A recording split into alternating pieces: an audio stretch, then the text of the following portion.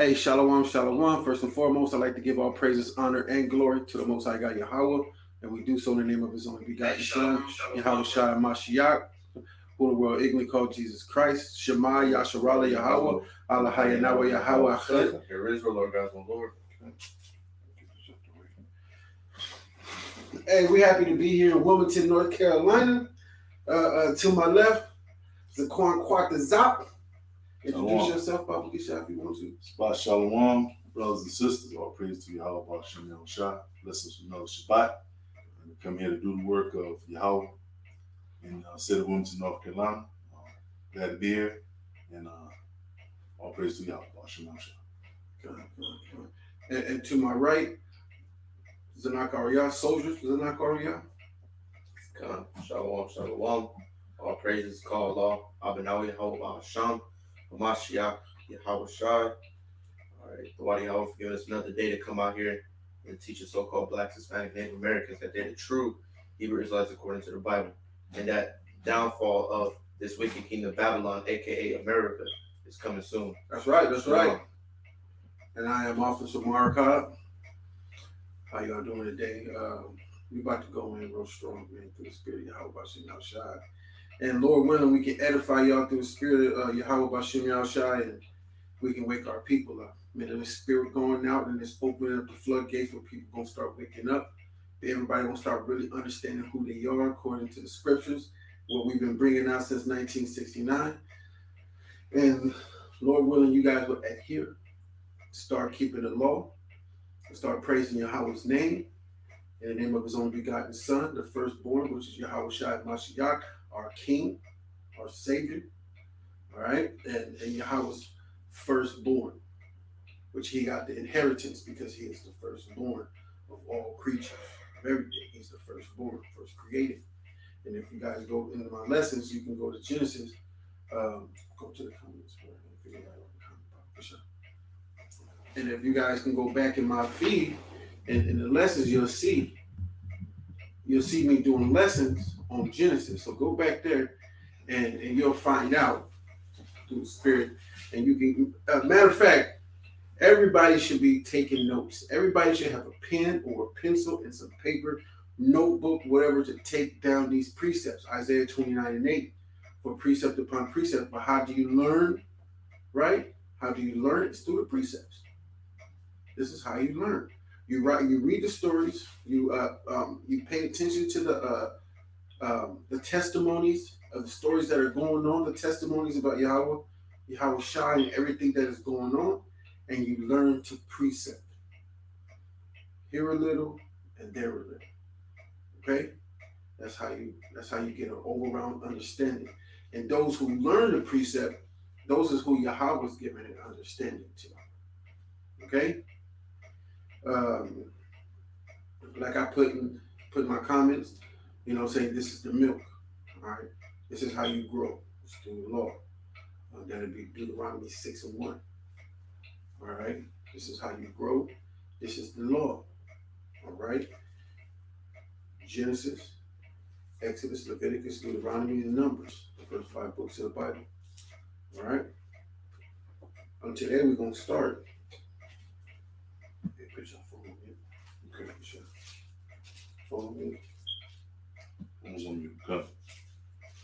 We're going to start at Genesis chapter 7 and verse 1. We're going to read to Genesis chapter 9, verse 29. And then from there, we're going to go to Proverbs chapter 19, verse 1, and end at Proverbs chapter 21, verse 31. And then we're going to go to the Wisdom of Solomon, and we're going to go to the last book of it, chapter 19, and read to verse 22. And we're going to skip over to the book of Maccabees, because we're going into the Feast of Lights. All right? That is AKA for what? Feast of Dedication. Feast of Dedication. Hanukkah. Exactly. And we're going to start at Maccabees, chapter 1, verse 1, and read to chapter 2, verse 70. So right now we're going to go to Genesis chapter 7, verse 1. Start with Zaquan. Genesis 7 and 1. Mm-hmm. Yahweh said unto Noah, right? Come thou and all thy house into the ark. For thee have I seen righteous before me in this generation. Right. Of every clean beast that shall take to thee by sevens, the male and his female, and of beasts that are not clean by two, the male and his female. And this is a perfect example of a precept. That's why you pay attention to the testimony. This is a testimony, right? So whenever somebody says, well, you got the LGBTQ community, and this is what you'll go up to. Well, how did life start? Everybody say, well, in the past, we had a lot of LGBTQ. Remember, they were never called LGBTQ, so you want to clear that up. They were not called that. They were called other horrific names, which I found very, very nicely said. But this is to teach you what to go to and tell the people, well, was it originally man and man and female? And then you will go to Genesis 7 and verse 1 and 2. And you will show them it's always been man and man. Even with the animal kingdom, it's always been this way. Anything out of that order is uncivilized.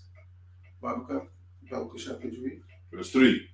The fowls also of the air by sevens, the male and the female, to keep seed alive upon the face of all the earth. To keep what? Seed alive upon all the face of the earth. That's how you start a nation. Male and female, to keep seed alive. That cuts them right there to the heart. Even they try to make they even try to make an LGBTQ Bible.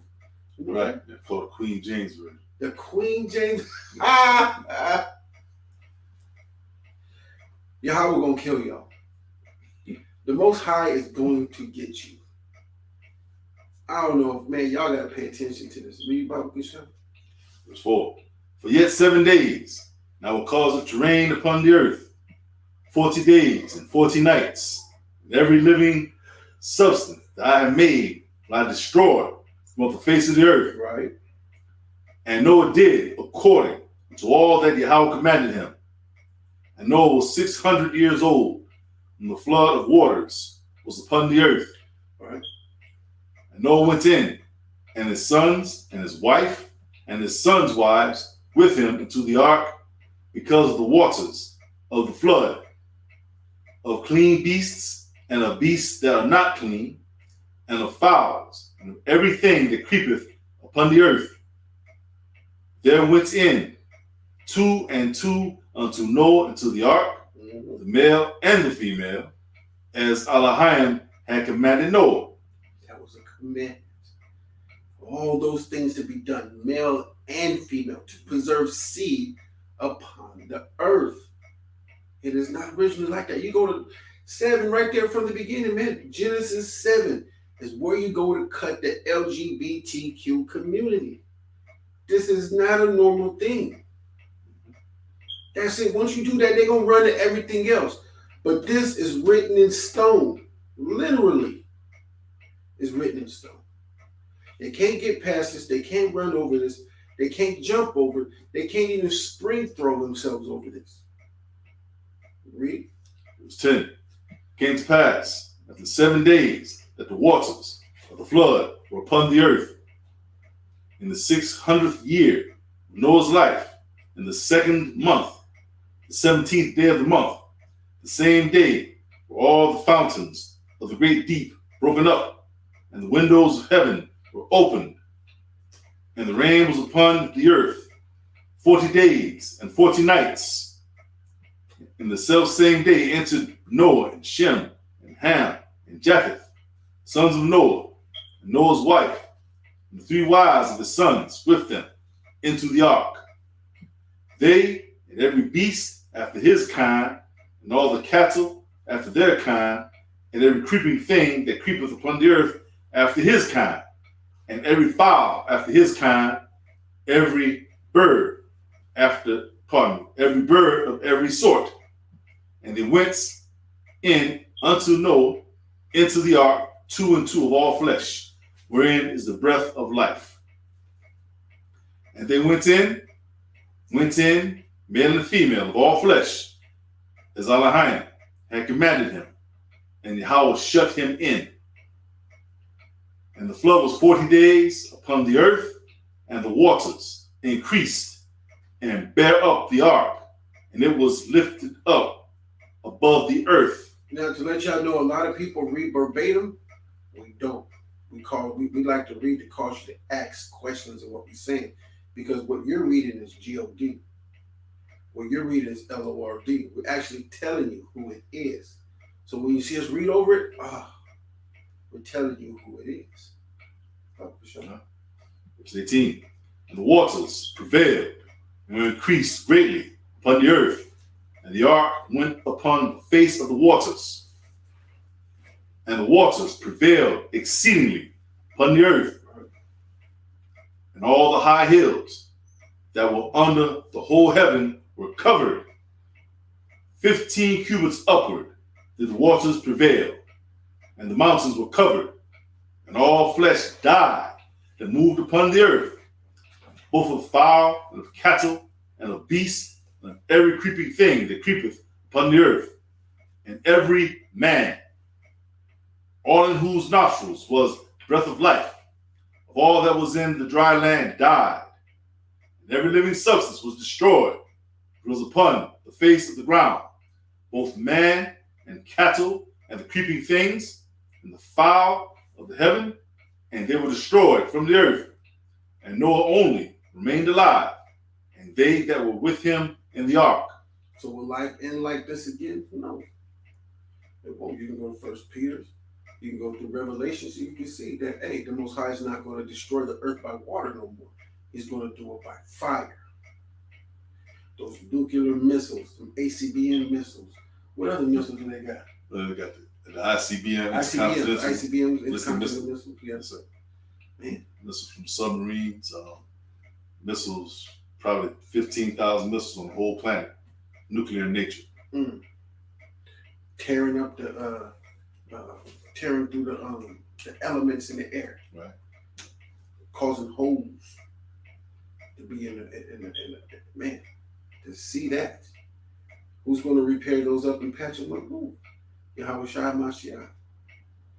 Because that's what they're going to do. They're going to melt the elements in the air.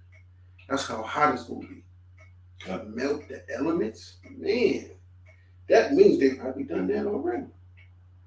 Or they just scientifically figuring things out. It's like, hey, this thing gonna be so hot, it's gonna melt the elements. Yeah. Kal Shara, was that it? One more verse. All right, go ahead. And the waters prevailed upon the earth in 150 days. So this is telling you if it ever been flooded, how long it would last upon the waters upon the earth, and how long it would take it to dry, independent in most regions of where you are too. Right? Kal Shara, the Bar Yahweh, Anaya Shai Nashemai, or that Yahweh said, what we doing here. Okay, now we're going to go to Genesis 8. Come. This is Genesis chapter 8, verse 1. And God remembered Noah and every living thing, and all the cattle that was with him in the ark. And God made a wind to pass over the earth, and the waters assuaged. The fountains also of the deep, and the windows of heaven were stopped, and the rain from heaven was restrained, and the waters returned from off the earth continually. And after the end of the 150 days, the waters were abated. And the ark rested in the 7th month, on the 7th day of the month, upon the 17th day. On the 17th day of the month, upon the mountains of Ararat. And the waters decreased continually until the 10th month, and the 10th month, on the first day of the month, were the tops of the mountains seen. And it came to pass at the end of 40 days that Noah opened the window of the ark which he had made, and he sent forth a raven, which went forth to and fro until the waters were dried up from off the earth. And he also sent forth a dove from him to see if the waters were abated from off the face of the ground. But the dove found no rest for the sole of her foot, and she returned unto him into this ark, for the waters were on the face of the whole earth. Then he put forth his hand and took her and pulled her in unto him into the ark. And he stayed yet other 7 days. And again he sent forth the dove out of the ark, Mhm. and the dove came in to him. But the raven never came back. The raven never came back. Who knows what happened to the raven? Go ahead. And the dove came in to him in the evening, and lo, in her mouth was an olive leaf plucked off. So Noah knew that the waters were abated from off the earth. And he stayed yet another 7 days, and sent forth the dove, which returned not again unto him any more. And it And the came dove came back with an olive branch in its mouth. Symbolic. Indeed. Symbolic. Who's the olive branch, Vaughn? us.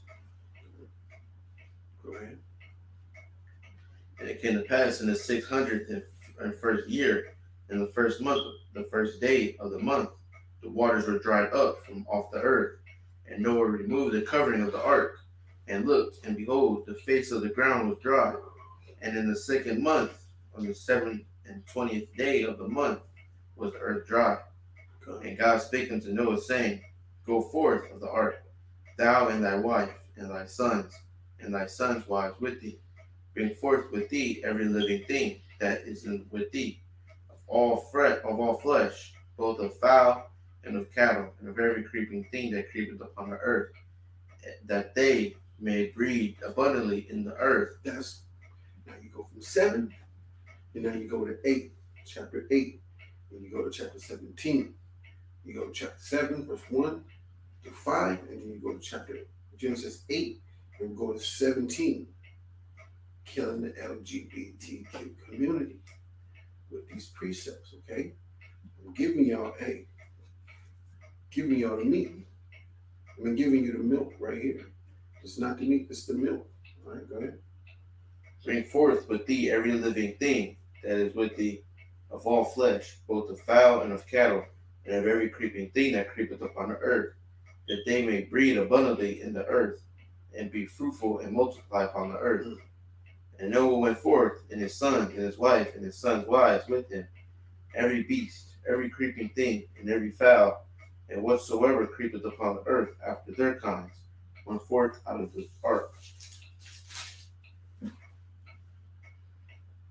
And Noah builded an altar unto the Most High, and took of every clean beast and every clean fowl, and offered burnt offerings on the altar. Right. And the Most High smelled a sweet savor. And the what? And the Most High smelled a sweet savor. Meaning he has a body and a nose to smell. A lot of people think the Most High is like Casper the Friendly Ghost. Right. You know what I'm saying? He may, I ain't gonna say what he can walk through a wall, you know what I'm saying? If he can cause nothing to be seen and things to be seen, he can do what he want to do. But at the same time, the Most High can smell. He smelled that sweet Savior. Go ahead. And the Most High said in his heart, I will not again curse the ground. He said what in his heart? He said in his heart. That means he didn't say anything here. He said it up here. This is the heart. Go ahead. I will not again curse the ground anymore for man's sake. For the imagination of man's heart is evil from his youth. Neither will I again smite any more everything living as I have done. While the earth remaineth seed time and harvest, and cold and heat, and summer and winter, Right. and the day and night shall not cease. Call Shirah, glory how and I shall not survive. All they have said we'll do here. Come on. So these things are really should be hitting the spirit. It's like, all right, cool, man. We're pointing out things for you to use and giving you understanding at the same time where you can combat these naysayers and these evildoers. Because, A, evil increased upon the earth greatly right now. And we're giving y'all something to use to combat the evildoers and to protect yourself and what you believe in, and understand that you gotta watch these videos where you can send to other people and they can watch these videos and get a good understanding, and all around understanding. Okay, let me get something real quick.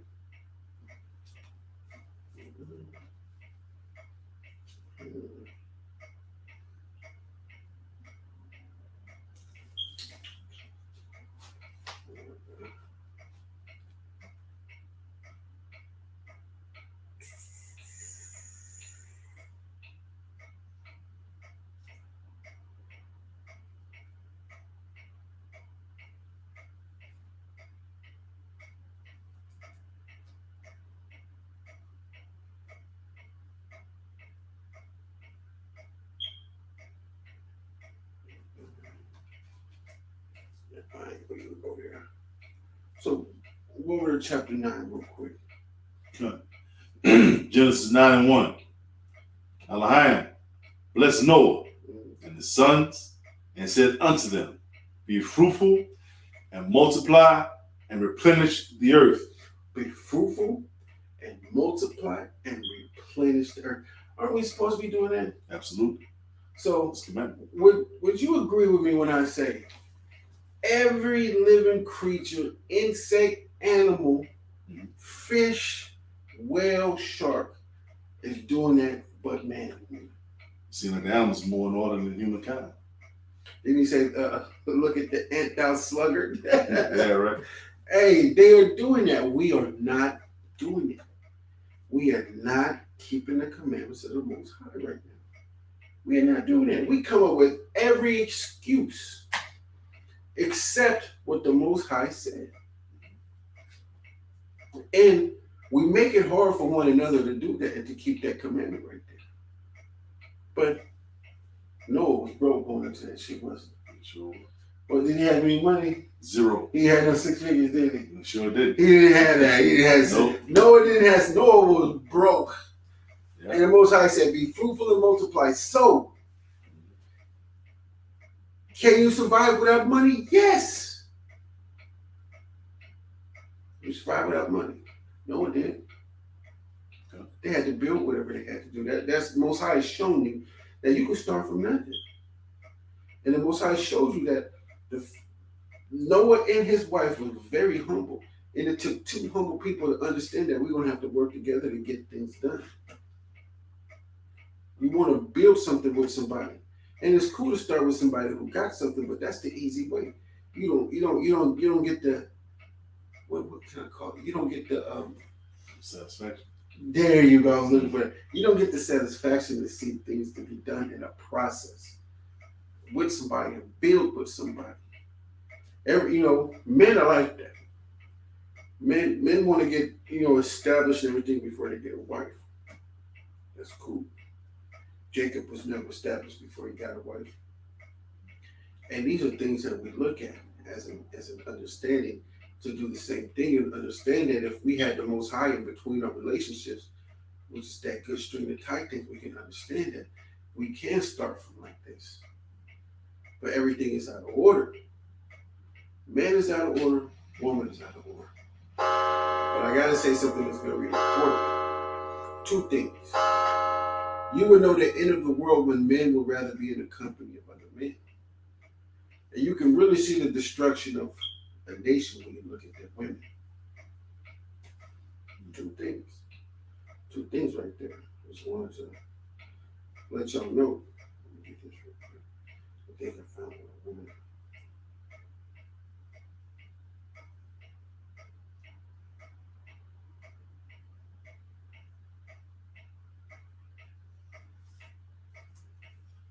Sorry, keep me up for a second. This is 9:2. And the fear of you and the dread of you should be upon every beast of the earth, upon every fowl of the air, upon all that moveth upon the earth, and upon all the fishes that are of the sea. Into your hand are they delivered. Right there. Can y'all go into the woods happily? Matter of fact, can you even walk outside your house and walk down the street in the middle of the night? I'd be scared of beasts. Nah, Most High took that spirit. Go ahead. Verse 3. Every moving thing that liveth shall be meat for you. Even as the green herb have I given you all things. But flesh with the life thereof, which is the blood thereof, shall ye not eat. And surely your blood of your lives will I require. Jeffrey Dahmer's out there. Go ahead. At the hand of every beast will I require it. And at the hand of man, at the hand of every man's brother will I require the life of man. The scriptures say, thou shalt not kill. That's entirely wrong. Thou shalt not murder. You got a righteous kill. Man sleep with your wife, hey, worthy of death. You got the revenger of blood. You kill my brother in unrighteousness, I'm the revenger of blood. I'm going to pay back for what you did to my brother. I for an eye, tooth for a tooth. That's a righteous kill unto the Most High. Read. Verse 6. Whoso sheddeth man's blood, a man shall his blood be shed, Mm-hmm. for the image of Elohim made he man. Right. And you be fruitful and multiply, bring forth abundantly in the earth, and multiply therein.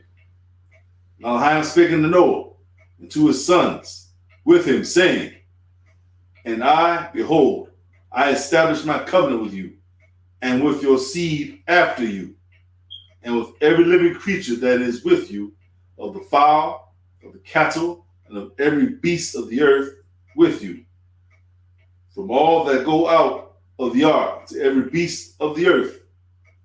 And I will establish my covenant with you. Neither shall all flesh be cut off any more by the waters of a flood, neither shall there any more be a flood to destroy the earth. Mm-hmm. Elohim said, This is the token of the covenant which I make between me and you and every living creature that is with you, Right. for perpetual generations. A what? Perpetual generations. Perpetual. On and on and on. Keep going. I do set my bow in the cloud. The what? Bow. Today we call it a rainbow. When it rains, that bow comes out. Rainbow. All right, go ahead. And it shall be for a token of a covenant between me and the earth. God. Verse 14. It shall come to pass, when I bring a cloud over the earth, that the bow shall be seen in the cloud. Right. I will remember my covenant, which is between me and you and every living creature of all flesh. God. And that's for the children of Yasharala and see after him. But you know what? That's going for everybody else that lives on the earth. Right? It goes for the animals and everything else. That he would not flood. So this is not something that we can say just for Israel. You know what I'm saying? But this is for everybody that lives on the earth. Go ahead. Verse 15. I will remember my covenant, which is between me and you and every living creature of all flesh, and the waters shall no more become a flood to destroy all flesh. And the bow shall be of what? What anyway? And I will remember my covenant, which is between me and you and every living creature of all flesh. And the waters shall no more become a flood to destroy all flesh. And the bow shall be in the cloud, and I will look upon it, that I may remember the everlasting covenant between Elohim and every living creature of all flesh that is upon the earth. Right. So let me read this real quick. 2 Peter 3 and verse 6. Whereby the world that then was, talking about right back here in Noah. All right. Whereby the world that then was, being overflowed with water, perished. But the heavens and the earth, which are now by the same word are kept in store. By the same word are kept in store, reserved unto fire against the day of judgment and perdition of ungodly men. And what we're saying right now is in verse 8. But beloved, be not ignorant of this one thing, that one day is with Yahweh 1,000 years, and 1,000 years is as one day. Yahweh is not slack concerning his promise, as some men count slackness, but is long-suffering to usward, not willing that any should perish, but that all should come to repentance.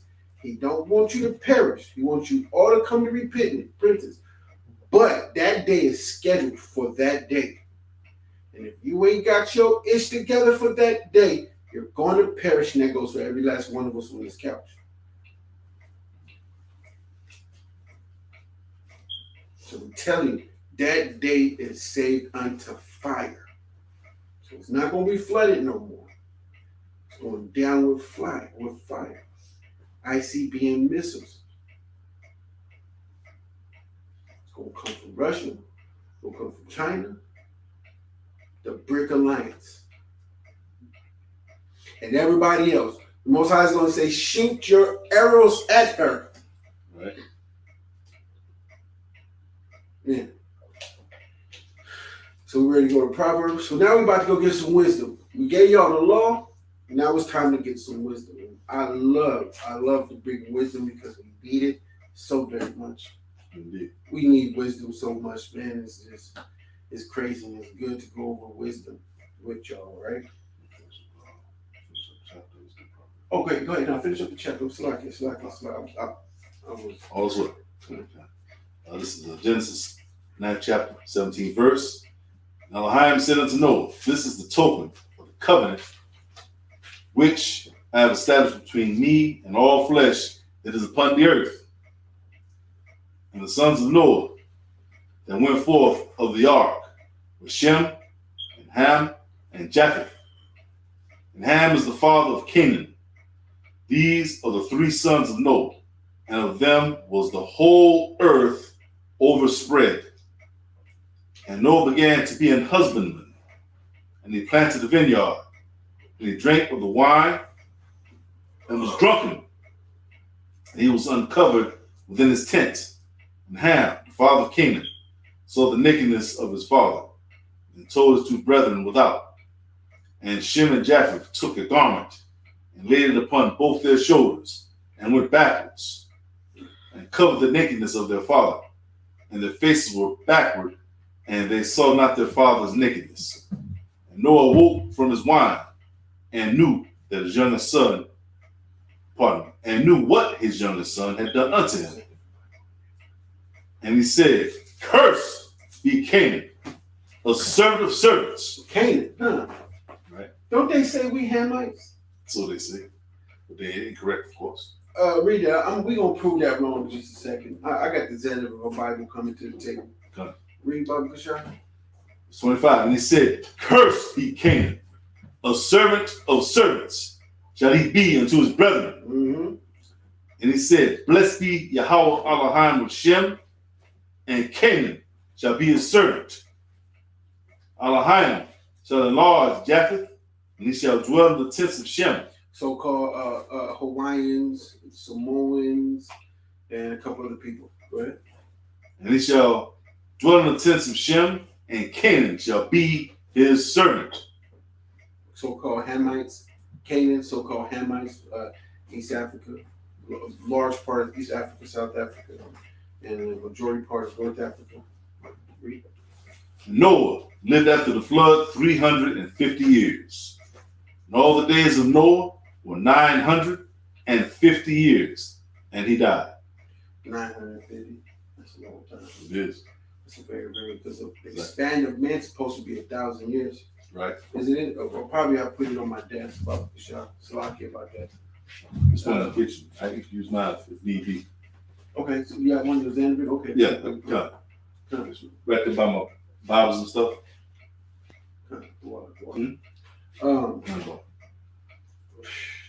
That's what's gonna happen when Yahweh Shai gonna come back, man. And he grabbed the elect. He's gonna teach us for 1,000 years to serve the Most High. And then after that 1,000 years, you need him.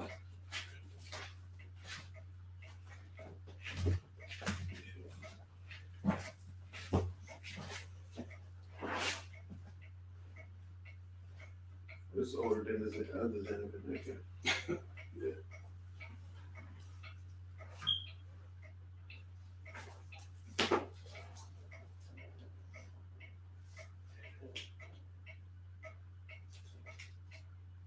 Here we go.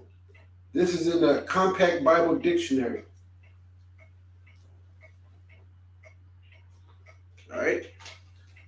Compact Bible Dictionary. And the youngest son of Noah, born probably about 96 years before the flood, and one of 8 persons to live through the flood. He became the progenitor of the dark races, not the Negroes, but the Egyptians, Ethiopians, Libyans, and Canaanites. This is in page 213 of the Compact Bible Dictionary. You can even get the Zandervan Bible Dictionary, and it says the same thing. Not the Negroes. Everybody know who that is. It's talking about us American Negroes, not us.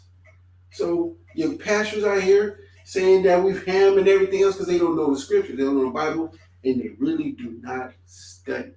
And they don't study to show themselves approved unto Yahweh. And that's what got to happen. You got to study to show thyself approved unto Yahweh. All right? So, call Shirah, the bar Yahweh, Anai Shai, Benah Shemai, whether Yahweh said what we're doing here. So now we're going to go over here to Proverbs chapter 19. So now y'all going to start on that. And we're going to read to chapter 21, verse 31.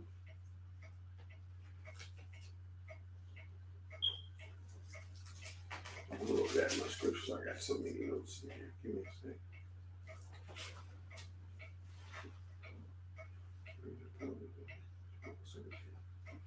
Proverbs 19. For whatever I said to go.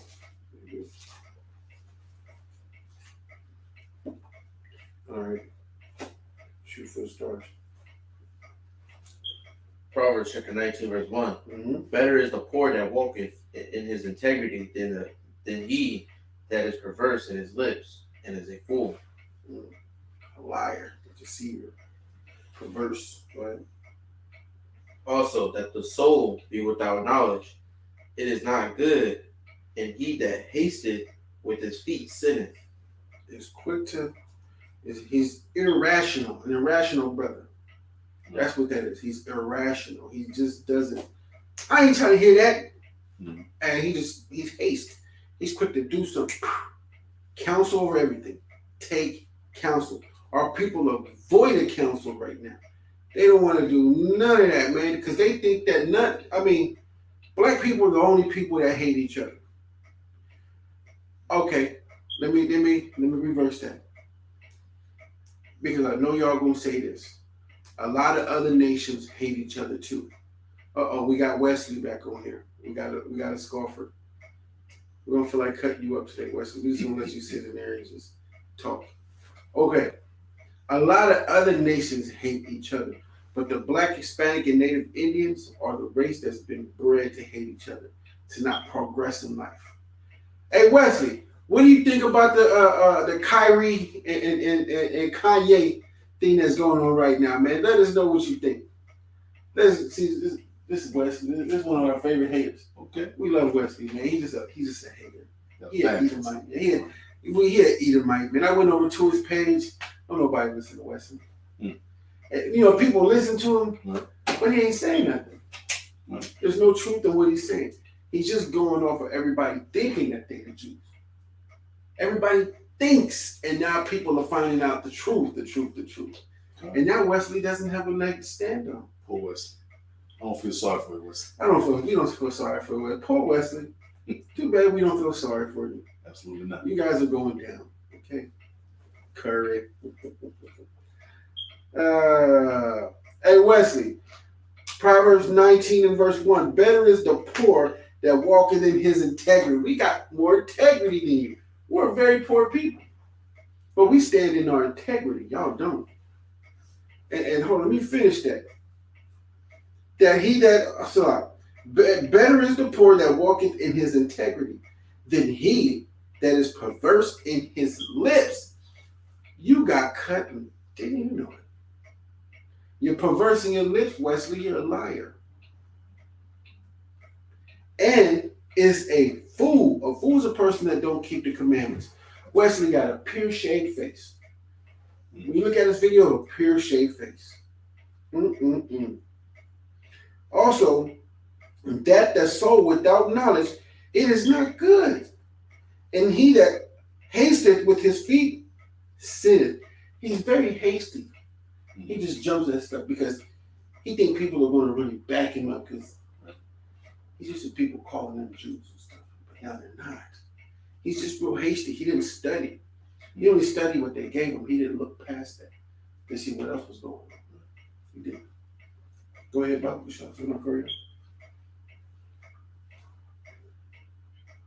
The foolishness of man perverteth his way, and his heart fretteth against the Lord.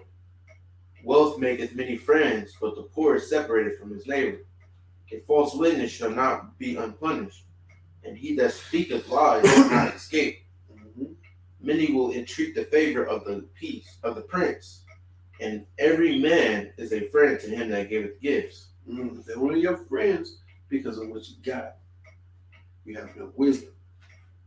You don't acquire friends by your wisdom, and people are there to help you because not of what you got. It's about your friendship. All right? Go ahead.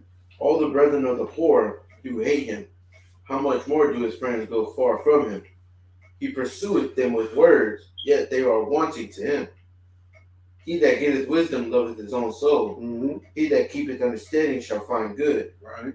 A false witness shall not be unpunished, and he that speaketh lies shall perish. And that's what a lot of people in Israel, they don't like counsel, they don't like judgment, they don't like the government. But the scripture said right here, a false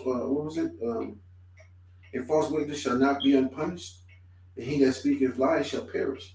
So if we lying and we're not doing righteous judgment, we lying, we're going to perish. But Yahweh still got us here. That means a lot of what we do is true in guiding y'all. All right, read. Come. Delight is not seemly for a fool, much less for a servant to have rule over princes. The discretion of a man deferreth his anger, Right. and it is his glory to pass over a transgression. And that verse 11 goes with he that is hasty with his feet. What is that one there? Is that? Oh, shit. Okay, verse 2. Also, that the soul be without knowledge, it is good. And he that is hasted with his feet, sinneth. He's quick and he's irrational. He's irrational. But verse 11, discretion of a man deferreth his anger. Discretion. He's like prudent, very cautious. Thinks before he speaks. Yeah, thinks before he speaks. He looks at the beginning and the end and the middle. Right? He pays attention to things before he gets angry. Right? And that's something we could all aspire to. All right? Read. Come. The king's wrath is as an roaring lion of a lion, but his favor is as dew upon the grass. A foolish son is the calamity of his father, and the contentions of his wife are a continual dropping. House and riches are the inheritance of fathers, and a prudent wife is from the Lord. Right. Slothfulness casteth into a deep sleep, and an idle soul shall suffer hunger. He that keepeth the commandment keepeth his own soul, but he that despiseth his way shall die. Right. He that hath pity upon the poor leadeth unto the Lord, lendeth unto the Lord, and that which he hath given will he pay him again. Chasten thy son while there is hope. Say that again. Chasten thy son while there is hope, Good. and let not thy soul spare for his crime. Right. A man of great wrath shall suffer punishment, for if thou deliver him, yet thou must do it again. Yes, everybody got those family members that they just hate with their feet and doing something stupid. And they roar like a dumb lion. And they always want to fight and they always want to do something real quick, and you got to stop them all the time. That person right there, you're going to have to continue to stop them all the time. Because they're foolish.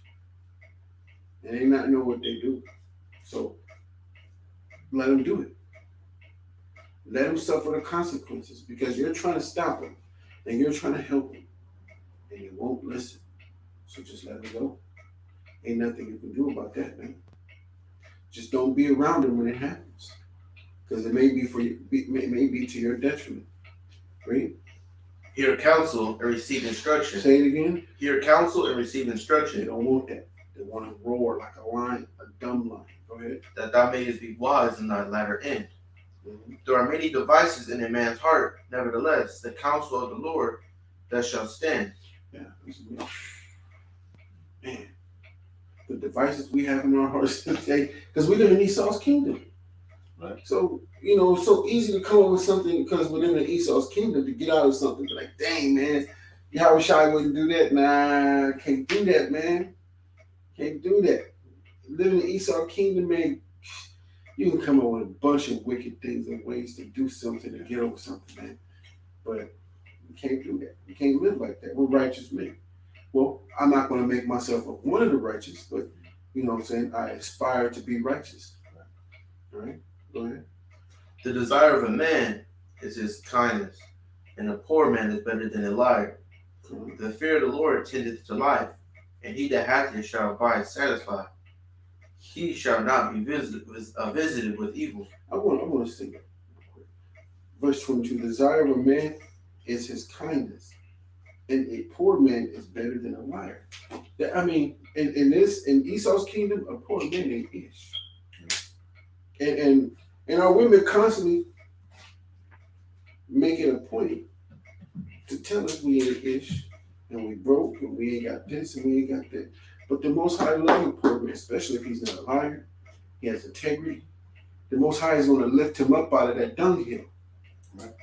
Just like he did Noah. Noah wasn't a liar or anything, No. but he was a poor man. But the Most High did lift him up out of that dunghill, huh? That's right. Made him Lord over everything. Exactly. Well, basically a whole new world, if you will. Yeah. Had to basically restart from what was before. Yeah. So they were progenitors of a whole new planet of people, a whole new peoples on this ancient earth. Yeah. When you see an Israelite brother broken down, that means he has to repent on something. And the thing is, if you want to be built up with that man, you help build him up and put these scriptures in front of him, these videos in front of him, and have him listen to us. Have him ask questions. Okay, have him ask questions. Pass them on to us. Give him our number so we can talk to him, brother, and build him up through the spirit of Yahweh by Shem Shai. I ain't gonna speak on that.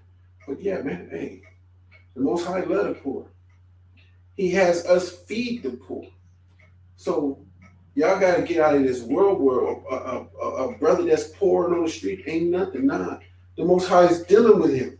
That's how you can see when the Most High is really dealing with a brother. When he ain't got nothing. He don't got nothing. The Most High is dealing with him. It's up to him to get out of that state. Is he going to be like Job, maintain his integrity, and continually praying to the Most High, asking the Most High for favor and mercy, and realizing that there's always a due season for the poverty. And eventually, the Most High is going to lift the brother up out of the poverty. But it's a test, just like with Job being tested. And it lasted for a while, but Job never lacked faith in the Most High. The Most High he knew the Most High was going to deliver.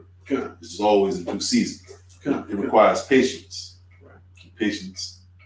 Tribulation builds patience, and patience builds hope. So, just like that. Just like that. Hey, man. Patience endureth hope.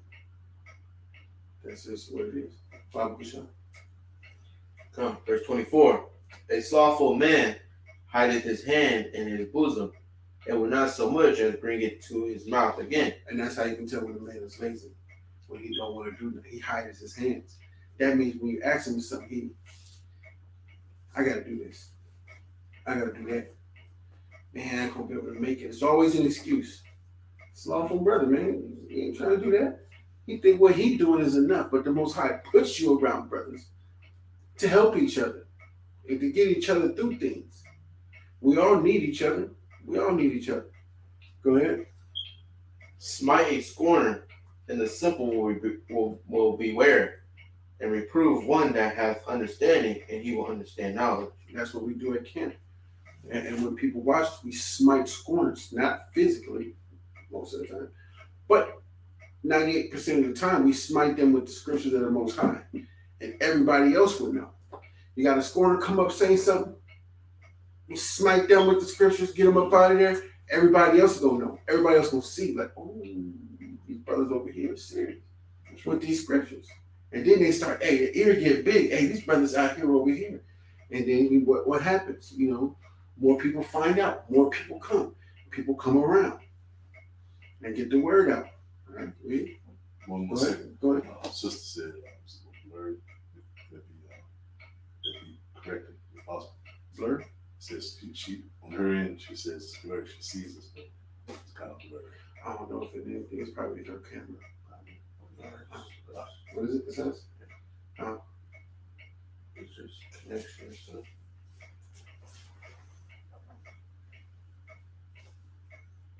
Not to throw us, man.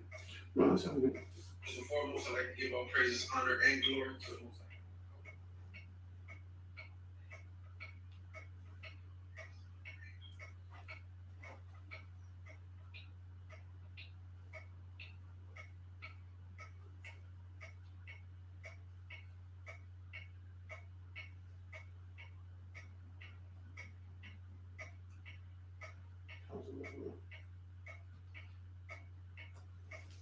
Should be good now.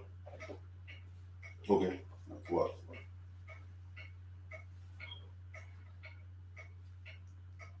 Well, it's a little. Always not the best camera quality. Till we get the webcam or something. Gotta get a webcam for a cam. Okay. Gotcha. That's how I will. Yeah.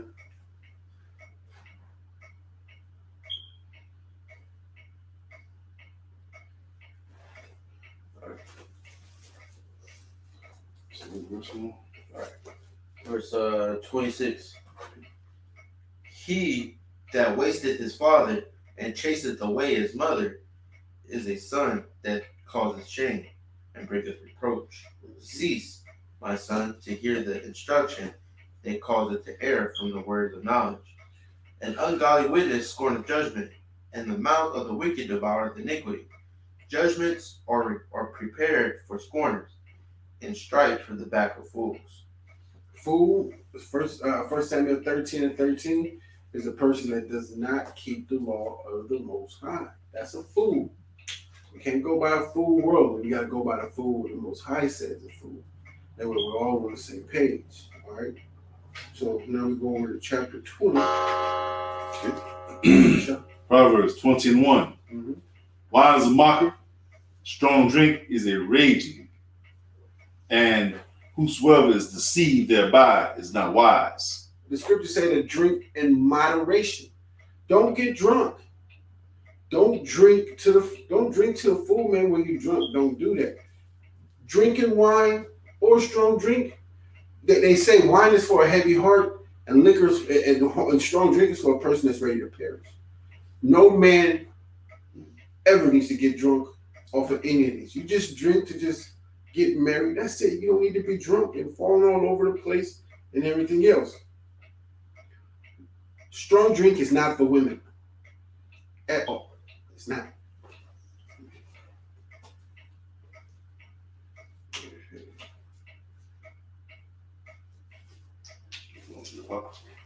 Now let's get in here, Titus.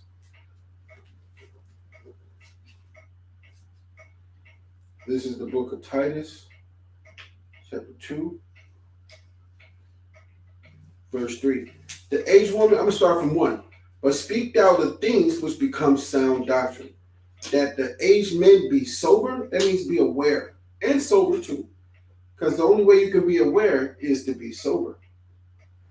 Grave, temperate, sound in faith, in charity, in patience. The aged woman likewise, that they be in behavior as becoming holiness, not false accusers, being busybodies, telling everybody's business, saying they doing this and they doing that. All right, that's busybodies and the false accusers.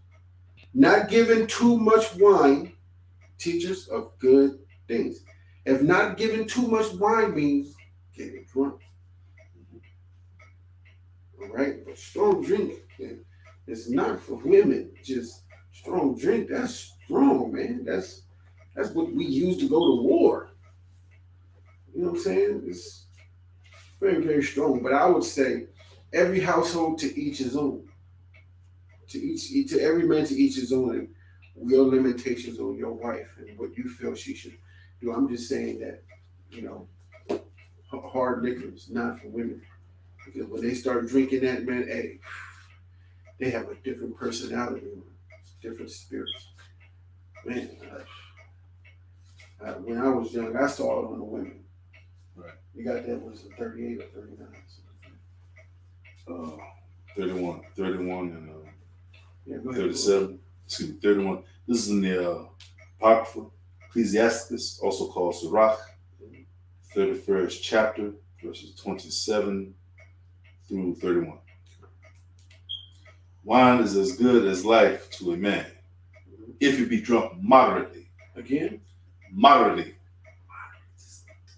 Go ahead. What life is then to a man that is without wine? Like, can you bear without it? No, Can you do without it? For it was made to make men glad. Mm-hmm. So when a man starts to rage and go crazy, that's not what it was for. Right. Right. Wine measurably drunk and in season bringeth gladness. So measurably is another word for moderate. Right. Go ahead. And in season bringeth gladness of the heart and cheerfulness of the mind. So what season is it? You know what I'm saying? What's the occasion? Right. You know what I'm saying? Go ahead. But wine drunken with excess maketh bitterness of the mind, with brawling and quarreling. I thought you loved me. Drunkenness increaseth the rage of a fool till he offend. Drunkenness increaseth the rage of a fool. What is a fool? 1 Samuel 13:13.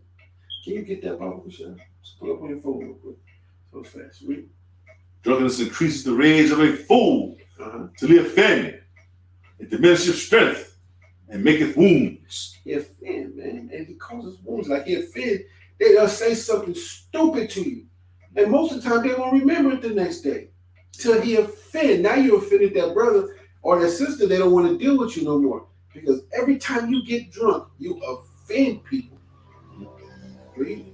Rebuke not thy neighbor at the wine, and despise him not in his mirth. Everybody be like, man, don't say nothing to him. He drunk. Don't say nothing to her. She gonna go on and on about this, that. Don't say nothing to her. Don't say nothing. I remember that growing up, man. My alma was like that. Nobody wanted to say nothing to her. Soon as her face looked like she was drunk, we was out. Right. I was like, I was gone, man. I didn't want to deal with that. And then when I get caught up in the conversation, it was like, oh man. Read. Give him no despiteful words, and press not upon him with urging him to drink. Yeah. Don't be like, shut up, man. Just take this drink. Just take the drink. Nah, no, it's gonna get worse. Go ahead. And that's it. Come on, man. That's just, it's just made to be married. You don't drink it excessively. You drink it measurably. Read that. Kusha? 1 Samuel chapter 13, verse 13. And Samuel said to Saul, thou hast done foolishly. Thou hast not kept the commandment of the Lord thy God, which he commanded thee. For now would the Lord have established my kingdom, thy kingdom, upon Israel forever. That's a fool. Person don't keep the commandments, man. You a fool, bro. You a fool, sis. You a fool. You just don't keep the commandments, man. Y'all shouldn't say fool like it's a worldly fool because you get caught in translation. You know, you don't want to do that. One more thing, if I may add, when it comes to when you get drunk and lose control of yourself, the common expression is, drunk man speak with a sober man mind.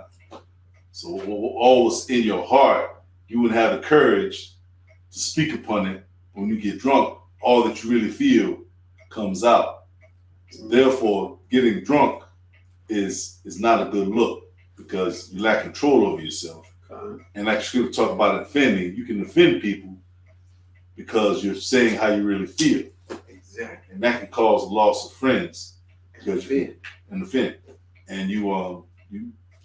so therefore, stay away from drunkenness because drunkenness can end friendships.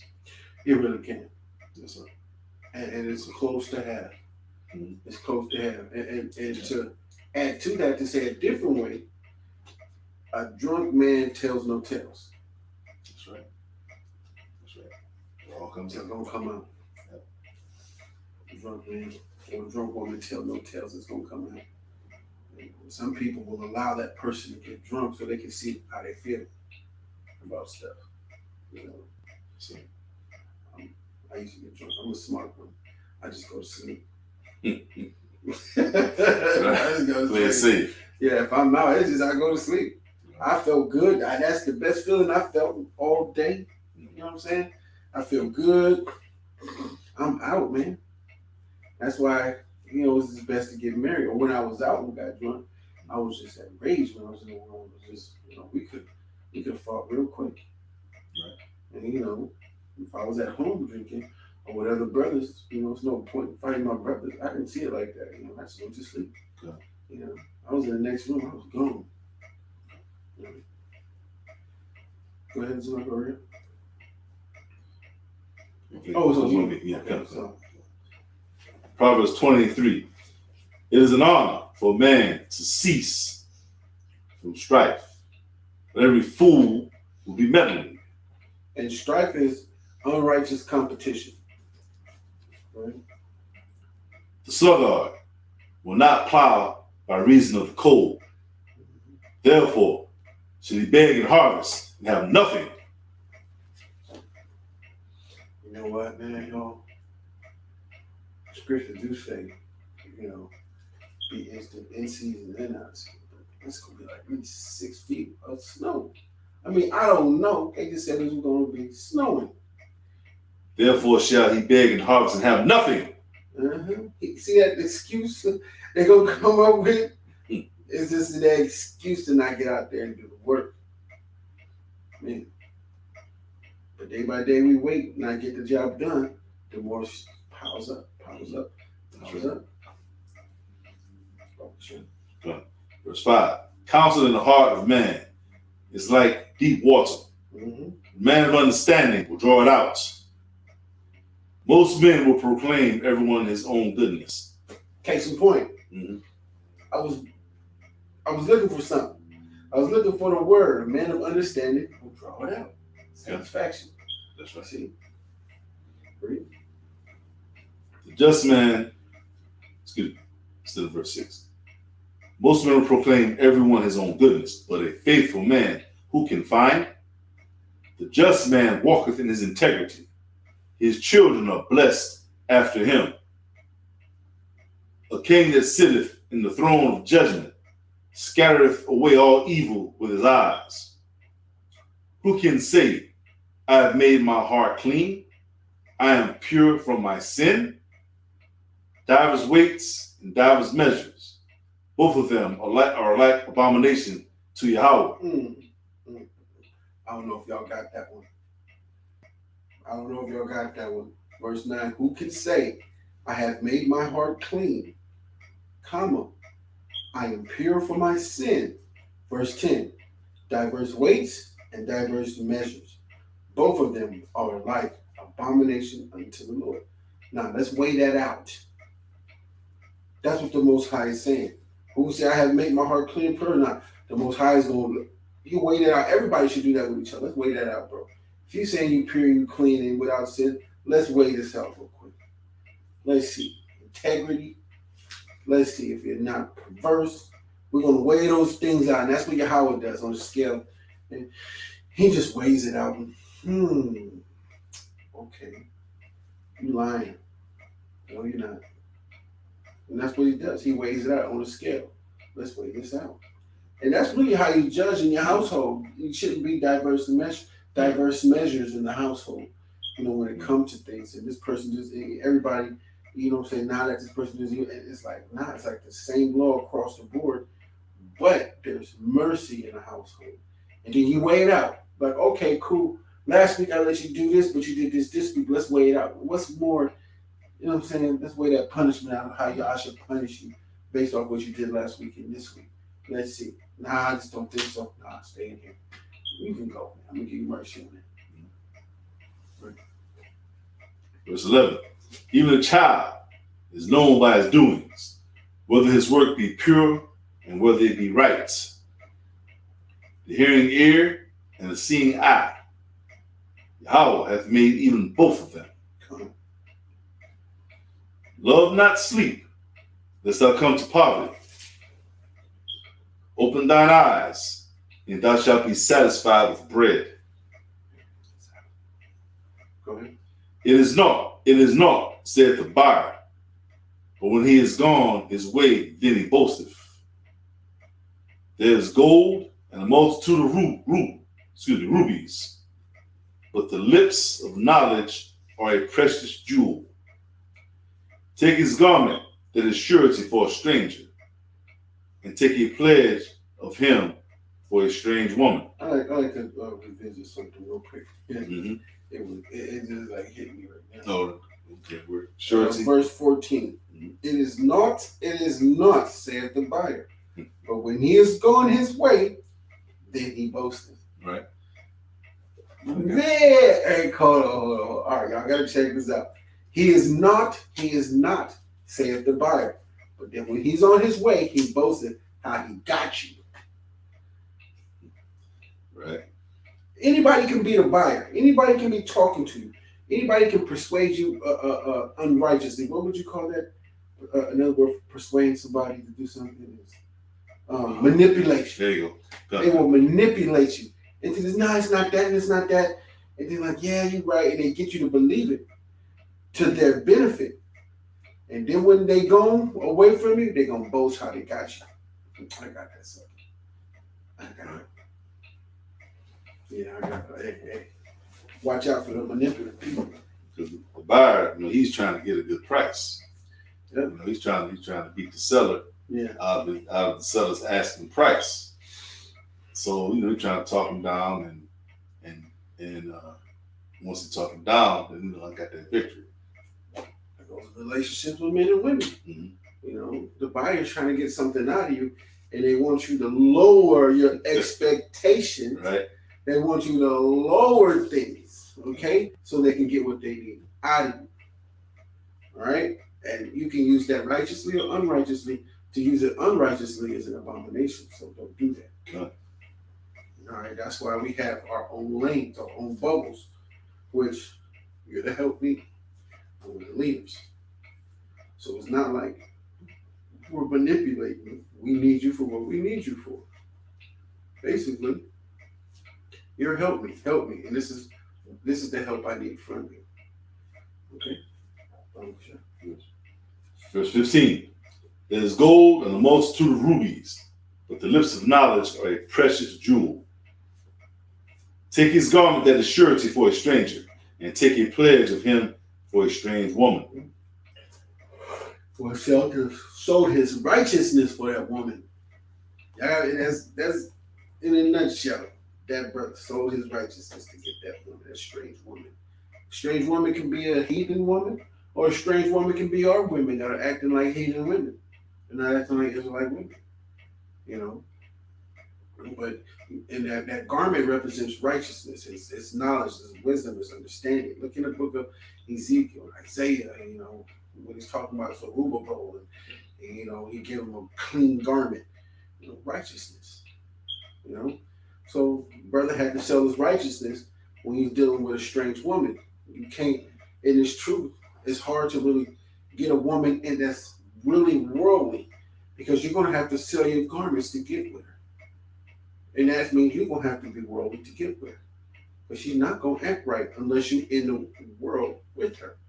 But she wants you to come out of righteousness, because what you're doing is too much for her. It's just like, I like her, but wow. Saying he loves God, but the God you talking about is Baal in him. Right. That's the God you talking about, Baal. God of this world. Yeah. Read about this. Okay. 17. Bread of deceit is sweet to a man, but afterwards his mouth shall be filled with gravel. Damn. Every purpose is established by counsel, and with good advice make war. I'm saying. Mm. Every purpose is established by counsel. That's right. That's just, I mean, and with good advice, make war. I mean, every purpose is established by counsel, man. You gotta take counsel. Right. If you feel y'all not doing something right, man, get counsel. Take counsel. Get the scriptures. Get these. This right here. Get an understanding. Stop doing things yourself, man. That's how we fall as a nation. Husbands come to us. Single women and widows come to us. All right? If you're married, have your husband come to us. You can be on the line and you can speak. If your husband agrees with it, you can speak, but we would love you to speak less. That way your husband can speak and you can talk to your husband at home. Y'all write notes, write what's important, talking points, what you want to talk about. Don't just come with nothing. Have talking points of counsel and what you want to talk about. That way it can be discussed and precepts can be brought out. Because on our end, we're going to be taking notes too on what you ask. And then wherever you ask, we bring in precepts with that. Right. So it's just best that we all just take counsel, man, so we can do things right. All right? And remember the Feast of Lights coming up, y'all. The Feast of Lights coming up. In what, December? December 16th. December 16th at night. So let's all pay attention to that and let's get that going so we can get something together and we can all celebrate. Start getting your menorahs and start getting your candles. You need at least 21 candles, okay? And why you need at least 21 in case one break? Because you're going to have to burn one for the first night, and then when that one goes out, you just take it out, and then you put two of them up and you burn those two. And those two go out, take those two out, and then you have three burning that night. You know, this is how it is. So get your menorahs and get you at least 21 candles or 28 candles, just to be sure that you have enough by the seventh day. All right? Well, sure. Verse 19. He that goeth about as a talebearer revealeth secrets. Therefore, meddle not with him that flattereth with his lips. You can always tell who that is. The Most High left an eloquent man for back in these days. You got eloquent brothers that know how to speak, and it's true. But this one is not talking about the eloquent teacher, the brother that knows how to speak. This is talking about the deceitful man, the manipulator, the perverse brother that don't keep the law. He tries to speak gracefully, and he will also, what will he do? He will also begin to mock the people that are in government because he's not in that spot. All right? The best thing to do, if you think people are in a spot they shouldn't be, stay in order, study, and the Most High raise you up. That way you can all see the fall of the people that are up there that's not supposed to be up there, and the Most High put you in that spot. That's just how it is. Bible for sure. Verse 20.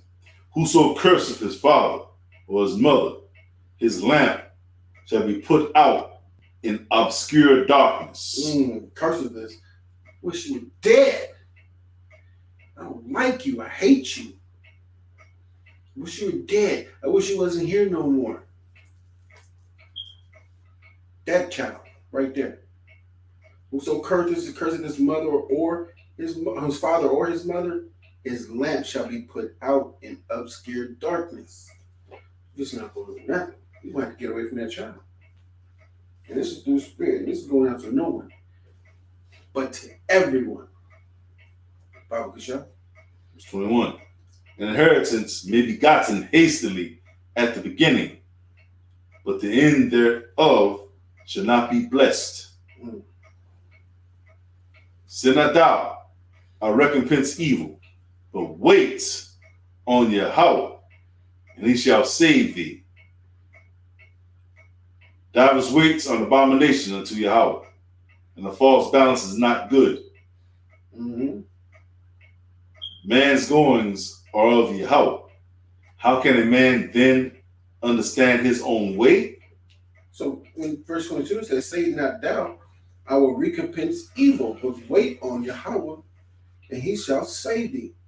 And how shall he save you? Verse 23, diverse weights are an abomination to Yahweh. So a false balance is not good. You gotta weigh things out. Yahweh is weighing things out. He's weighing them out. And then he went to man's goings or of Yahweh. How can a man then understand his own way? Yahweh already measured it. And now he sends you the way he wants to send you. If he's going to have you revenge and not revenge. That's when the revenger of blood ran into the dude that killed his brother, Yahweh put him there. If I may, Go ahead. There's a couple of precepts that go perfectly well with that verse. Shoot. It's Proverbs 16 and 1 Mm-hmm. and Proverbs 16 and 9. Okay. Proverbs 16 and 1 says, preparations of the heart in man, and the answer of the tongue is from Yahweh. Come. And verse 9 says, a man's heart deviseth his way, but Yahweh directeth his steps. And that goes directly with verse 22.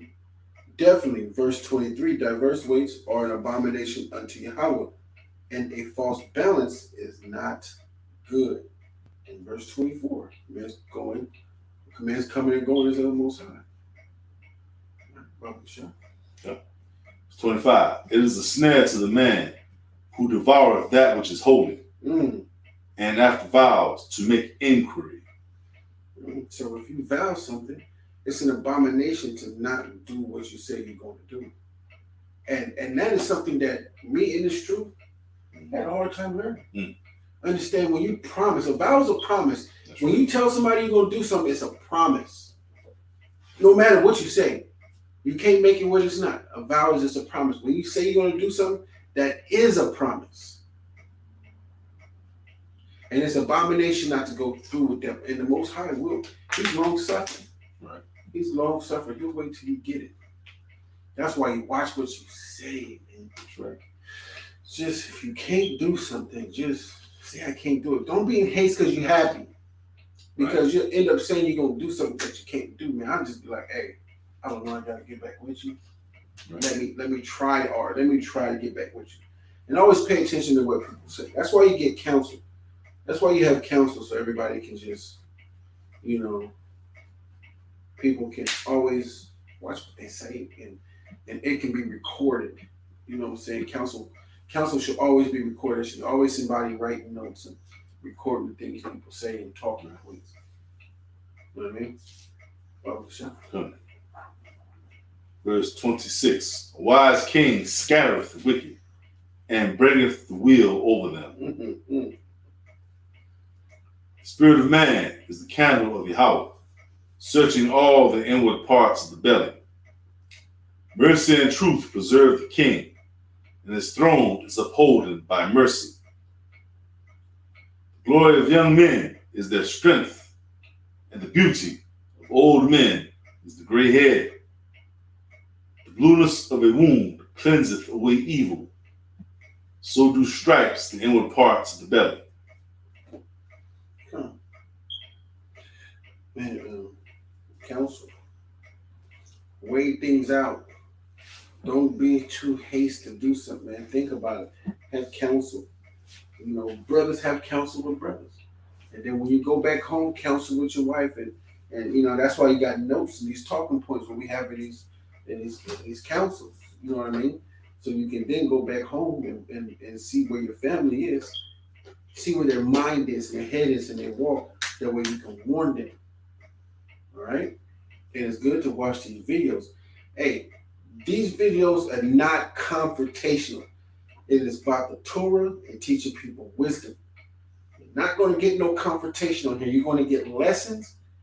All right? You're going to learn the law, and you're going to learn to keep the law. We do not do confrontational videos. We may out on the streets when we hold camp. Yes, but these Sabbath service videos are non-confrontational 90% of the time. All you're going to do is get the word, you're going to get the milk, and you're going to be taught what they're saying. That way, when we show you what they're saying, you know what they're saying. And you're able to apply them to your life. Okay? Anybody got anything to say before we move on? La. Okay. La'ah means no. So it's not correct. This is Proverbs chapter 21, verse 1. The king's heart is in the hand of the Lord. As the rivers of water, he turneth it whatsoever he will. 20? Didn't we start at 17? Yeah. Are we going to 20? You started at 19. No, Okay. I'm sorry. Go ahead. You're right. Go ahead. Proverbs 21 and 1. The king's heart is in the hand of the Lord. As the rivers of the water, he turneth it whatsoever he will. Right. Every way of a man is right in his own eyes, but the Lord pondereth the hearts. To do justice and judgment is more acceptable to the Lord than sacrifice. Mm-hmm. And high look and a proud heart, and the plowing of the wicked is sin. Mm. The thoughts of the diligent tend only to plenteous, but of every one that is hasty only to want. Let me touch on something. Verse 4. And high look and a proud heart, and the plowing of the wicked is sin. So a high look on life is like, where you want to be. That's cool. You got a high look. But a proud heart is just like in your accomplishments that you can always do good. That makes it an abomination. So to have a high look on life and where you want to be and where you want to go, your steps are established by the Most High. So prayer and wisdom and knowledge of understanding that high look and where you need to be and getting to that goal. All right. So a high look and proud heart and plowing of the wicked is sin. So it's how you plow that high look on life, and where you want to go in life. It's just that proud heart. Just don't go with it, man. You gotta humble yourself. The Most High see where you want to go, but if you don't know how to humble yourself in those steps, the Most High is going to bring you down to the ground. Baba Kushan? The getting of treasures by a lying tongue. Book, chapter, verse, Baba Kushan. This is Proverbs chapter 21, verse 6. The getting of treasures by a lying tongue is a vanity tossed to and fro of them that seek death. Verse 7. The robbery of the wicked shall destroy them, because they refuse to do judgment. The way of man is forward and strange, but as for the pure, his work is right. So y'all got to get in verse 7. The robbery of the wicked shall destroy them. Why? Because they refuse to do judgment. Right. So how did we get robbed? We got robbed of everything because we refused to do judgment. We refused to. Today they'd be like, don't judge me. Right. You're not willing to correct people. You just don't want to correct nobody. The precept, cast not thy pearls among swine, is really used profusively and heavily. That's because you just don't want to judge them. Because you don't want to hear their mouth. So damn what? You told them. You don't want the Most High to put a stumbling block in front of them. And you don't want the Most High to put a stumbling block in front of them and it be your fault. You don't want that to happen. So let's do that. Proverbs chapter 21, verse 9. It is better to dwell in a corner of the housetop than with a brawling woman in a wide house. The soul of the wicked desireth evil. His neighbor findeth no favor in his eyes. Mm-hmm. When the scorner is punished, the simple is made wise. And when the wise is instructed, he receiveth knowledge. The righteous man wisely considereth the house of the wicked, but God overthroweth the wicked for the wickedness. Mm-hmm. Whoso stoppeth his ears at the cry of the poor, he also shall cry himself, but shall not be heard. So what? Verse 11 was talking about the scorner is punished, right? And then verse 12 goes, the righteous man wisely considereth the house of the wicked, but Yahweh overthroweth the wicked in their wickedness. So the righteous man has to wisely consider the house of the wicked. What's in the house? All deception. You got to really think about it. You know how this brother is in the wicked, or you don't know if he's wicked. So you got to really consider the house of the wicked. You know what I'm saying? You got to really look at their house and see if they're matching up with the scriptures. Are they in line with the precepts of Yahweh, the law of Yahweh? And that's how you look at their house. The house is that person. Consider that person in this house. Is it wicked or not? All right, Brother Sean.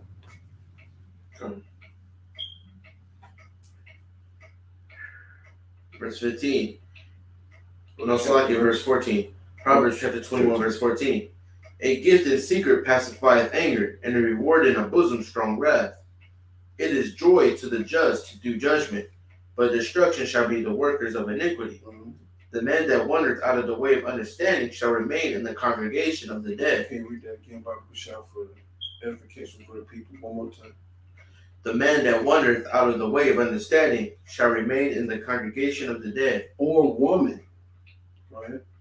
He that loveth pleasure shall be a poor man. He that loveth wine and oil shall not be rich.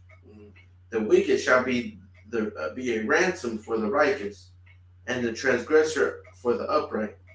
It is better to dwell in the wilderness than with a contentious and angry woman.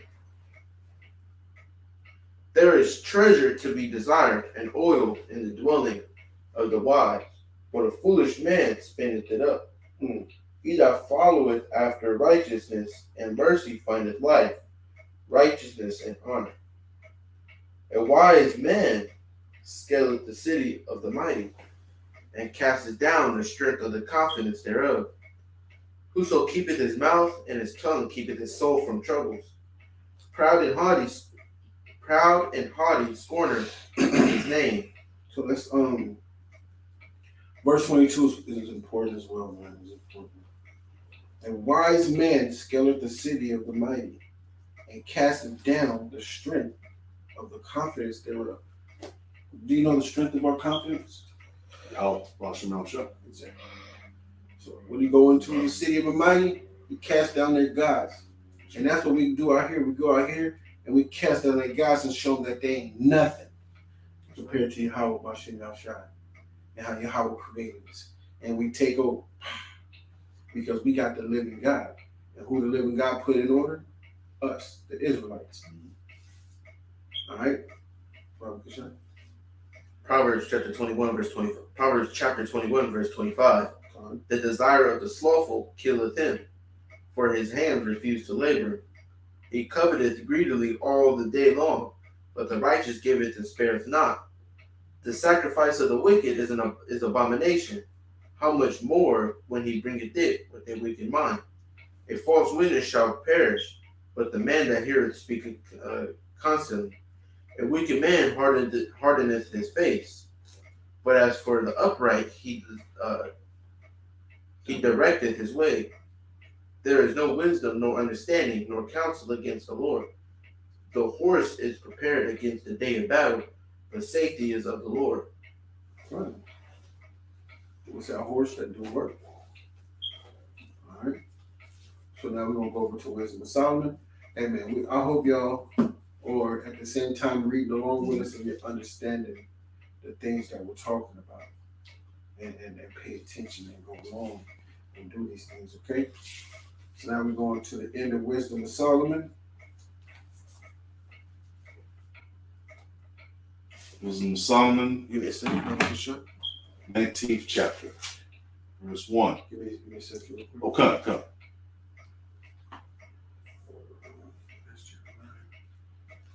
Way past.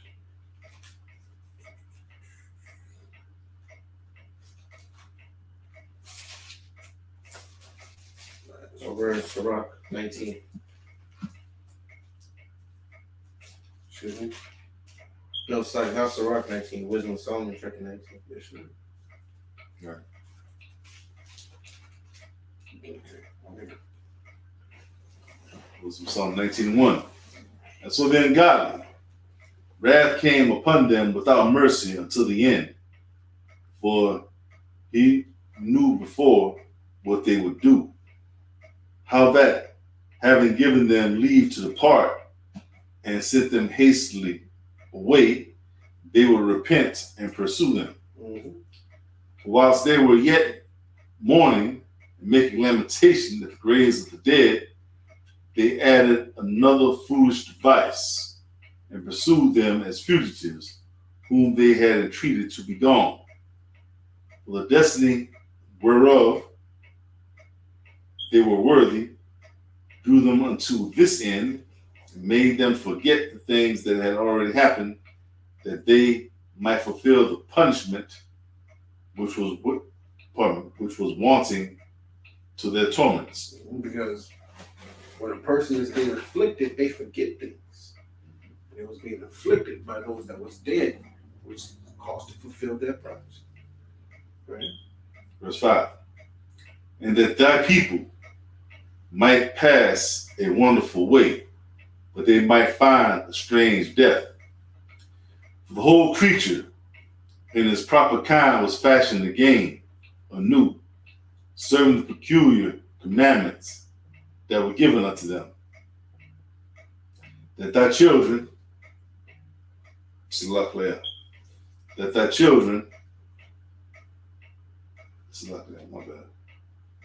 whole creature in its proper kind was fashioned again anew, serving the peculiar commandments that were given unto them, that thy children might be kept without hurt, as namely, a cloud shadowing the camp, and where water stood before, dry land appeared, and out of the Red Sea, a way without impediment, and out of the violent stream, a green field, wherethrough all the people went that were defended with thy hand, seeing the marvelous strange wonders.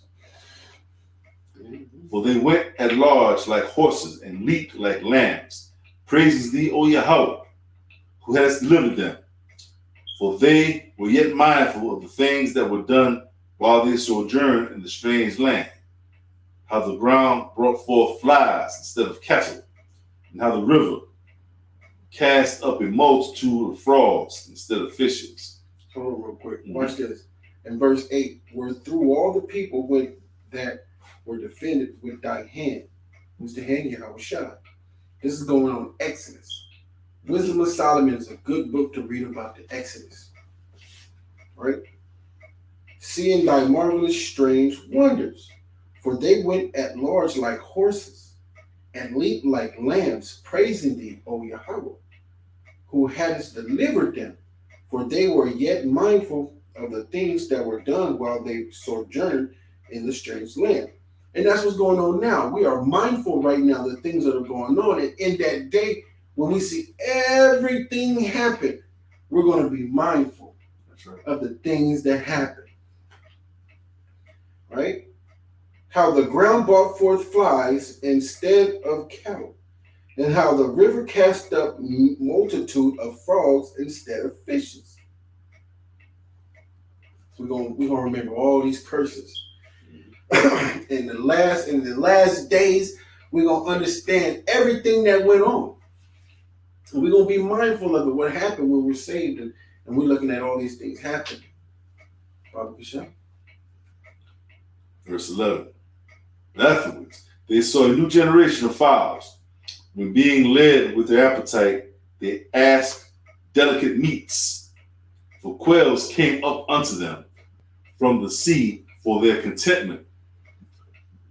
And punishments came upon the sinners, not without former signs by the force of thunders. For they suffered justly, according to their own wickedness, insomuch as they used a more hard and hateful behavior towards strangers.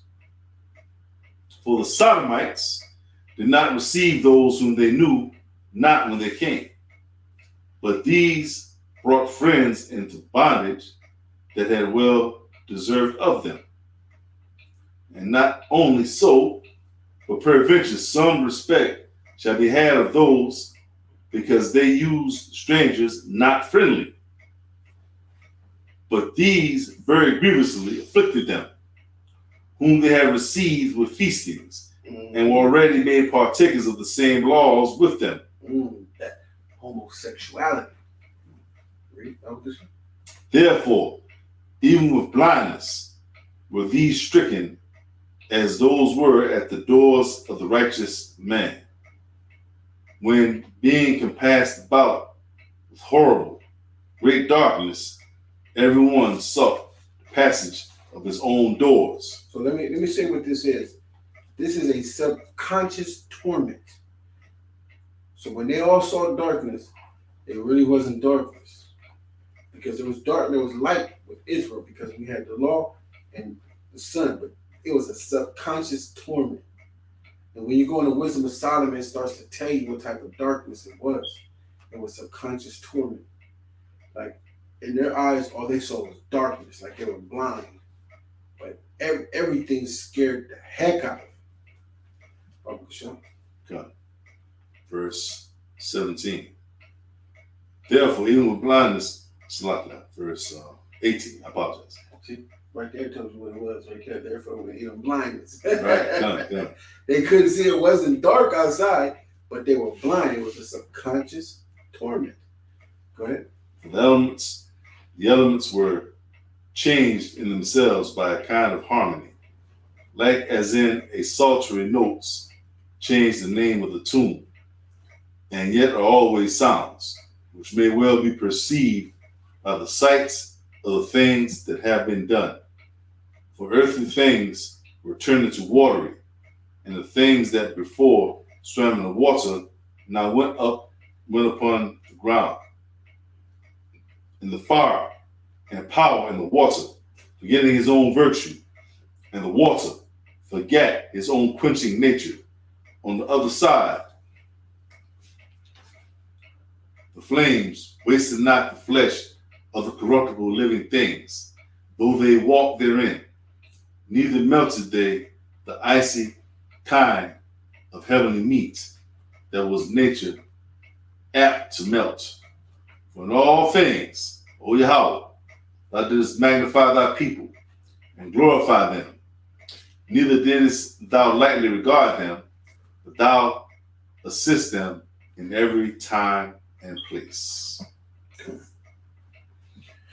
So that's the end of Wisdom of Solomon. But once we get to the book of Exodus in the law, we're going to go right back to Wisdom of Solomon, because Wisdom of Solomon says a lot of what's happening in the book of Exodus. And you're able to understand what's going on in the book of Exodus when we go back to the book of Wisdom of Solomon, because Solomon's is reading about that. Did I bring that book? Which one? Let me get it real quick. We're going into Maccabees now.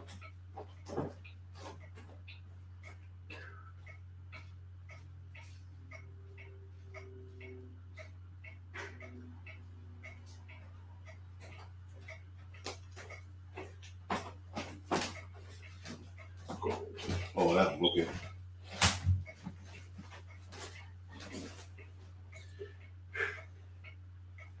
All right, let's roll. When we get there.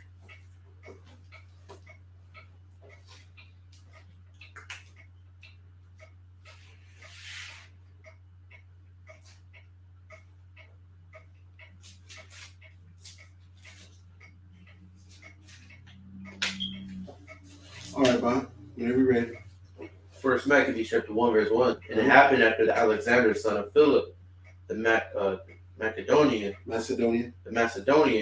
who came out of the land of Shittim, had smitten Darius, the king of the Persians and the Medes, and they reigned in his stead, the first over Greece, and made many wars and won many strongholds. And also Daniel prophesied this in the book of Daniel, chapter 8 and verse 21. Daniel prophesied of Darius falling to the Macedonian. Go ahead.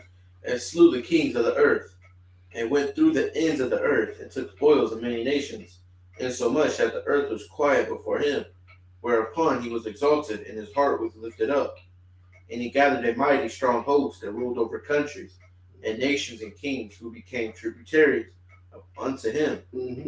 And after these things he fell sick, and perceived that he should die. Wherefore he called his servants, such as were honorable, and had been brought up with him from his youth, and parted the kingdom among them while he was yet alive. This is the name of the four generals that he picked was Ptolemy, which was over Egypt, Cassander, which was over Greek, and 297 BC to 355 BC. And Antigonus, Antiochus. and Antiochus. Mm. Antiochus. Right. Antiochus over Asia Minor and Syria, and Seleucus was over Antioch in Syria. These were the 4 generals that was over after he had passed. Go ahead. So Alexander reigned 12 years and then died. And his servants bare rule, every one in his place. And after his death, they all put crowns upon themselves. So did their sons after them many years, and evils were multiplied in the earth. So when you see the Egyptians now, understand most of them are Greeks. The real Egyptians are the people from Sudan. Right. The Sidonians. Not Sudan. I'm just gonna say Sudan. Sudanese. Yeah. Sudan. They're real tall and dark, but their skin tone, the Most High put it the difference between the Egyptians and Israel. Right? Go ahead. And there came out of them a wicked root, Antiochus, surnamed Epiphanes, son of Antiochus the king, who had been in hostage at Rome, and he reigned in the 137th year of the kingdom of the Greeks. In those days went there out of Israel wicked men, who persuaded many, saying, Let us go and make a covenant with the heathen that are round about us, for since we departed from them, we have had much sorrow. We call these coons. All right. Gone. So this device pleased them well. Then certain of the people were so forward herein. I gotta stop you real quick, boss. Man. This is why we can hardly do anything. And it's always said something, and you gotta stop the mouths of those who come against our people.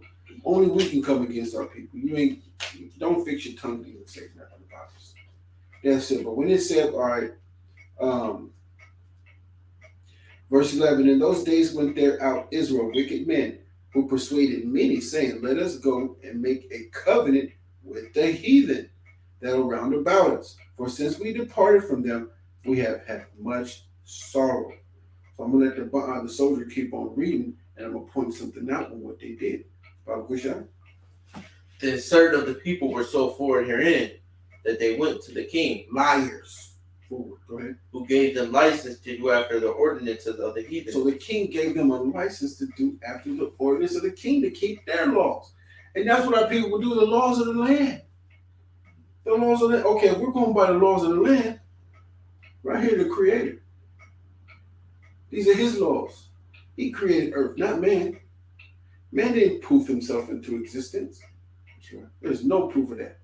And if you do, please present it. I want to see. Help change my mind, because I want the truth. Because I know the truth. If you show me something that's definitely the truth, I have to question this. But I doubt that, because this is the truth. That's right. The whole truth, and ain't nothing but the truth. Read. Whereupon they built a place of exercise at Jerusalem, according to the customs of the heathen, and made themselves uncircumcised, and forsook the holy covenant, and joined themselves to the heathen. And when they said it made themselves uncircumcised, they stopped following the law. Because now they started following the custom of the heathen.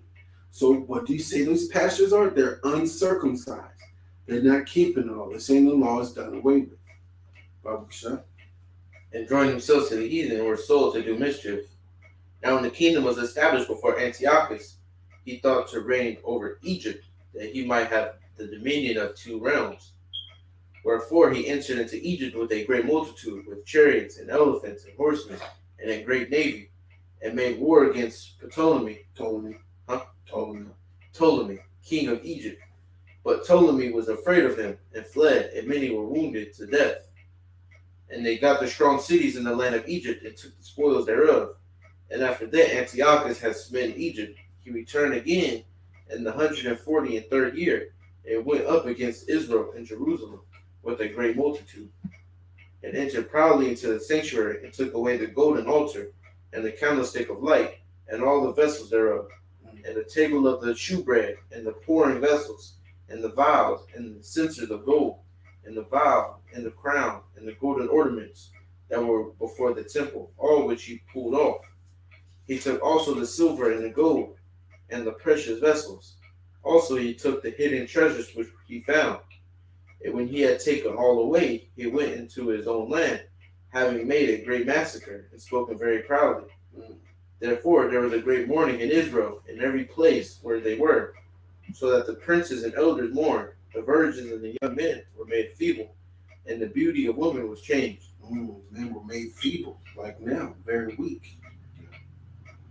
And to this day, our young men are very feeble, weak-minded, and very effeminate and emotional. Go ahead. Come on. Every bridegroom took up lamentation, and she that sat in the marriage chamber was in heaviness. The land also was moved for the inhabitants thereof, and the house of Jacob was covered with confusion. And all the house of Jacob. And all the house of Jacob was covered with confusion. And after 2 years fully expired, the king sent his chief collector of tribute unto the cities of Judah, who came into Jerusalem with a great multitude.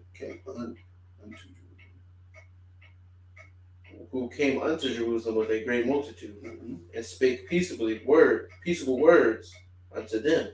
But all was deceit. For when they had given him credence, he fell suddenly upon the city, and smote it very sore, and destroyed much people of Israel. For when they had given him credence, he fell suddenly unto the city. Ain't that what we do when we vote for him? Yeah. Credence means belief in or acceptance of something as true. When they gave credence and they accepted their way of life, he then fell on them. Right. Started to destroy us. After we disagree with you, all right, we cool, we good. That was just to make sure. That's how white man is a damn devil. The Most High created the perfect devil for us. Our own brother. Men are evil twins. Wow. Ain't that something? Baba Kishan. Start back at that one again. And spake peaceable words unto them, but all was deceit. For when they had given him credence, he fell suddenly upon the city, and smote it very sore, and destroyed much people of Israel. You got something to drink over there? I'm not even the one reading.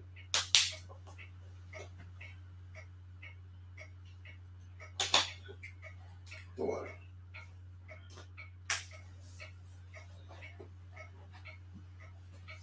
And when he had taken the spoils of the city, he set it on fire, and pulled down the house and walls thereof on every side. But the women and children took they captive and possessed the cattle.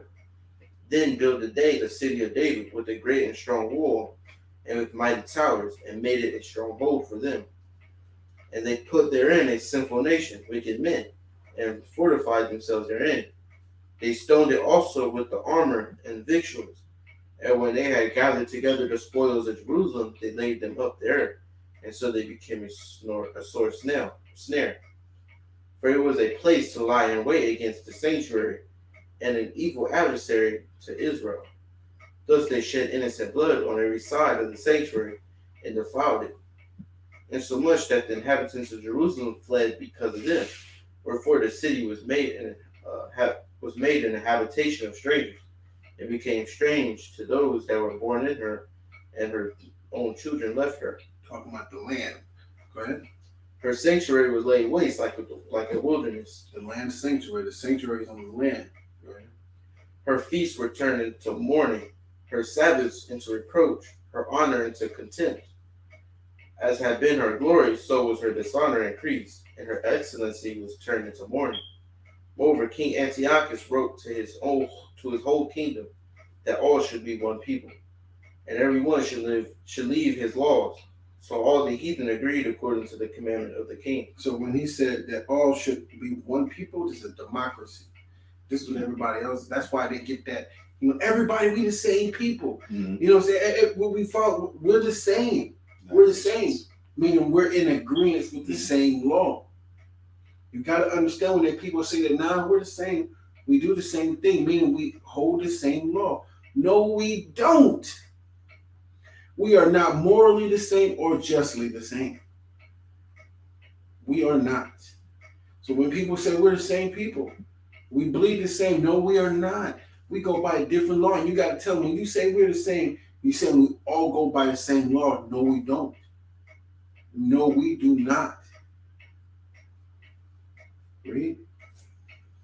Come. Yea, also many of the Israelites consented to his religion and sacrificed unto idols. What was that? Christianity, Catholicism at that time, Roman. The real Romans today are the Italians. Those are the Romans. You got to know who the people are that are around you. These are different Edomite nations. They're the same nations. Like we got the 12 tribes of different nations. We're one nation, and one tribe is a nation. But at the same time, we're one.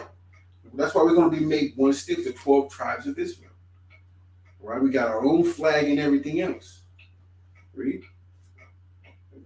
For the king has sent letters by messengers unto Jerusalem and the cities of Judah, that they shall follow the strange laws of the land, and forbid burnt offerings and sacrifice and drink offerings in the temple, that they should profane the Sabbaths and festival days, and pollute the sanctuary and holy people, set up altars and groves and chapels of idols. So I got to say something real quick. Remember over here when we read when he gave credence, he fell down upon the people? And now soldiers in Akayah is reading right here, yea, many also the Israelites consented to his religion and sacrificed unto idols and profaned the Sabbath, for the king had sent letters by messengers unto Jerusalem and the cities of Judah, that they should follow the strange laws of the land. So what happens when we follow the strange law of the land? We can begin to be murdered. That's right. And through their laws, they can get away with it, and you can't do nothing because we all consent to the same. We're all the same. I got a book right here. It's called White Rage. White Rage. What do we see here? Get this book by Carol Anderson. White Rage. Right? A sister. Let me read something for you real quick. All right.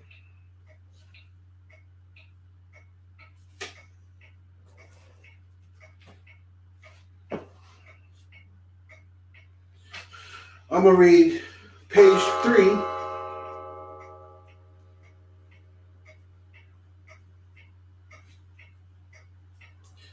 I'm going to read just a little bit, and I'm going to break down a little bit. So this is what she was talking about. I had previously lived in Missouri and had seen the subtle but powerful ways that public policy has systematically undercut democracy in the state. Where's democracy? First Maccabees, chapter 1 and verse 41. Moreover, King Antiochus wrote his whole kingdom that all should be one people. That's a democracy.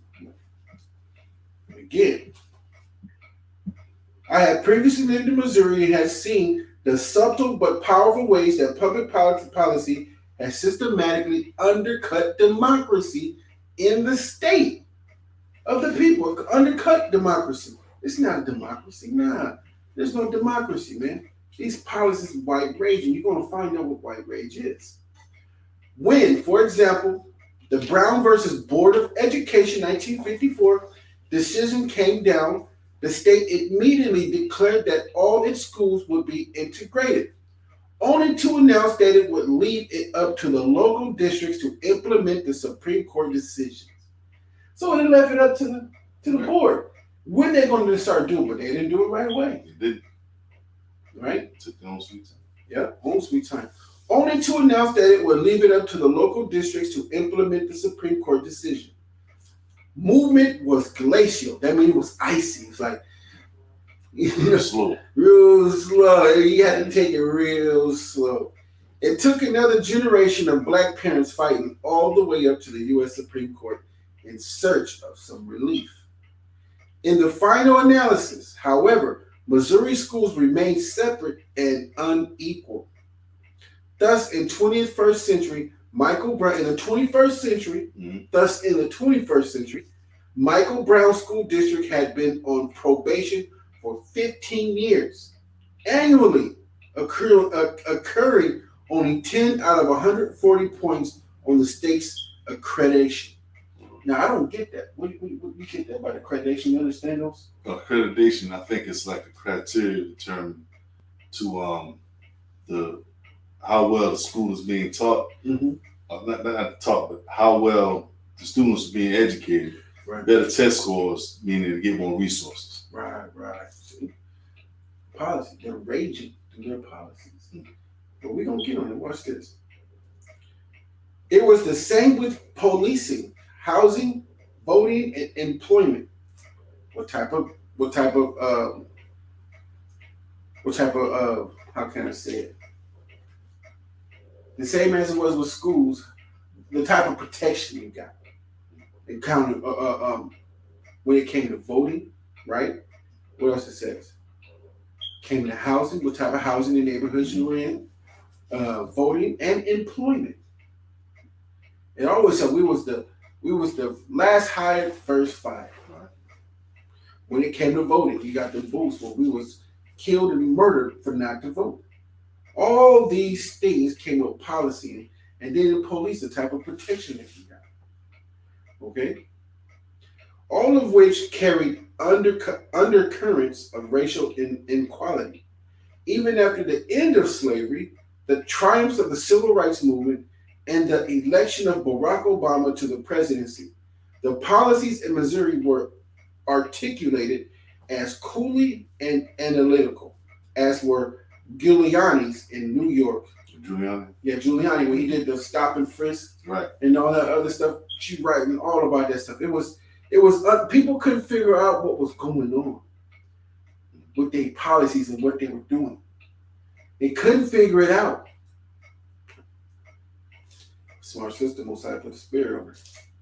Okay, the policies of Missouri were articulated as coolly and analytical, and as were Giuliani's in New York the same way. They were the same way. That led to an epiphany. What was really at work here was white rage.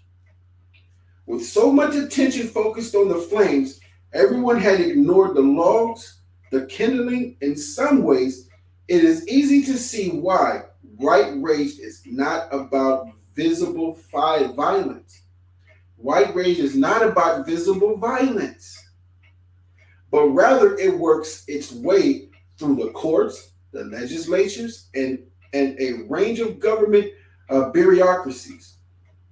It wreaks havoc subtle, almost imperceptible. How you pronounce that? Imperceptibly. Imperceptibly is subtle, unnoticed. Right.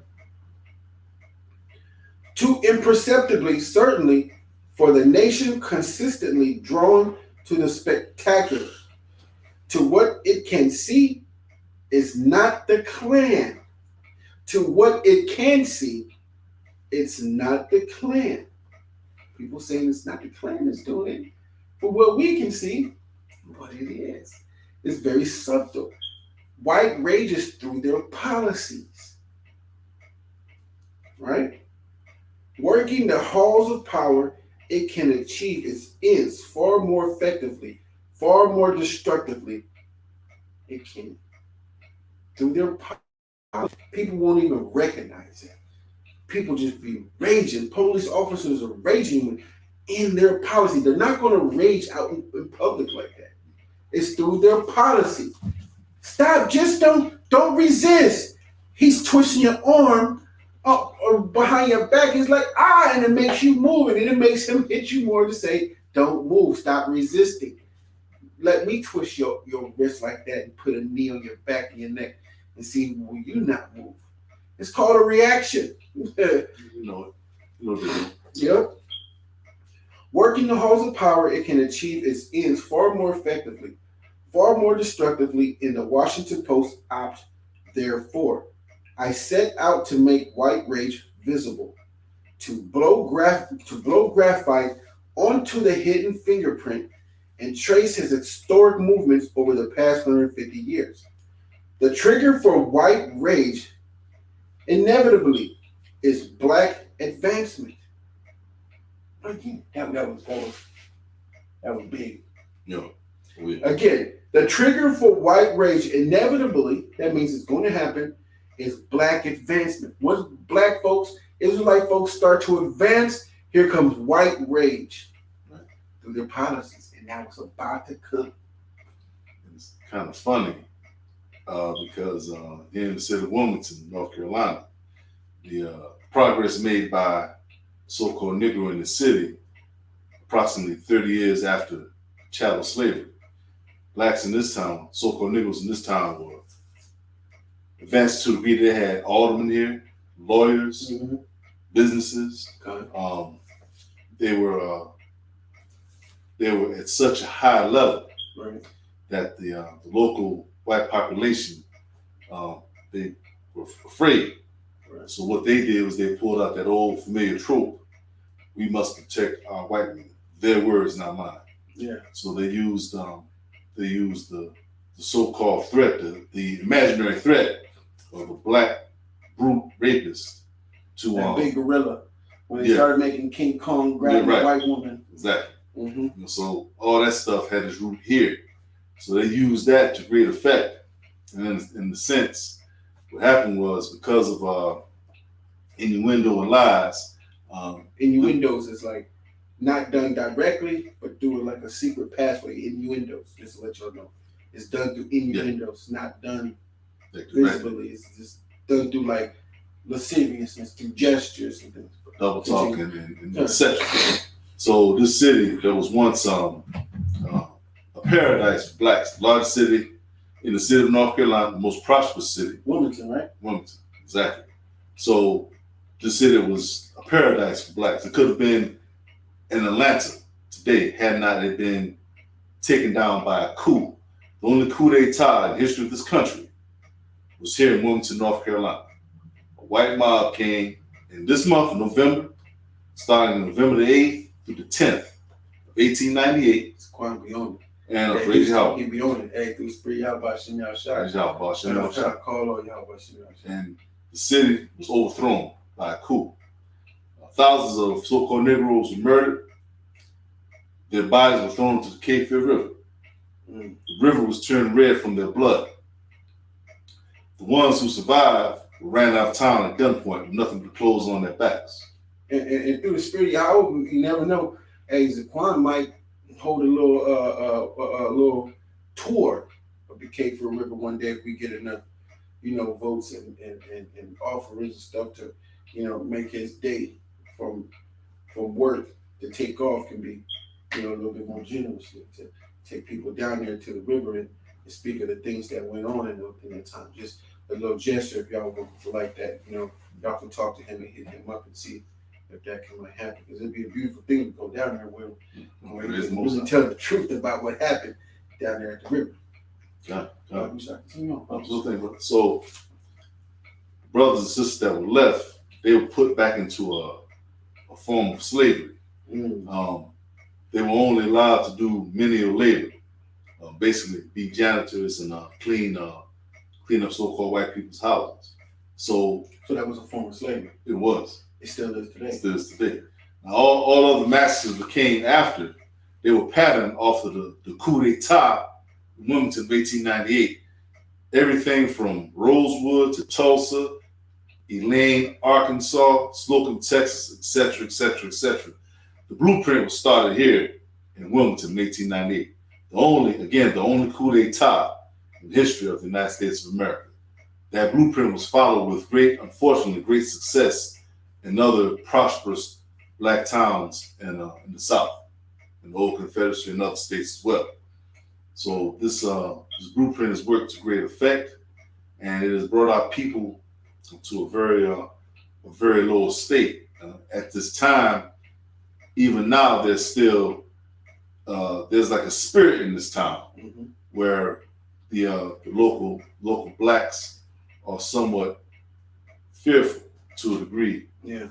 Because of what happened in 1898. That spirit is still strong here. It's still passed down to children. Exactly. And the fear of parents and their children. Hey, don't do this stuff like that. Right. That's a stain on the city, the treacherous methods that they use to seize power. They could have held an election. The election year was in 1898, but no, they decided to take power because they felt like the so-called white man here felt that he was being overly abused, or he felt it was a evil thing for the so-called Negro to be in power.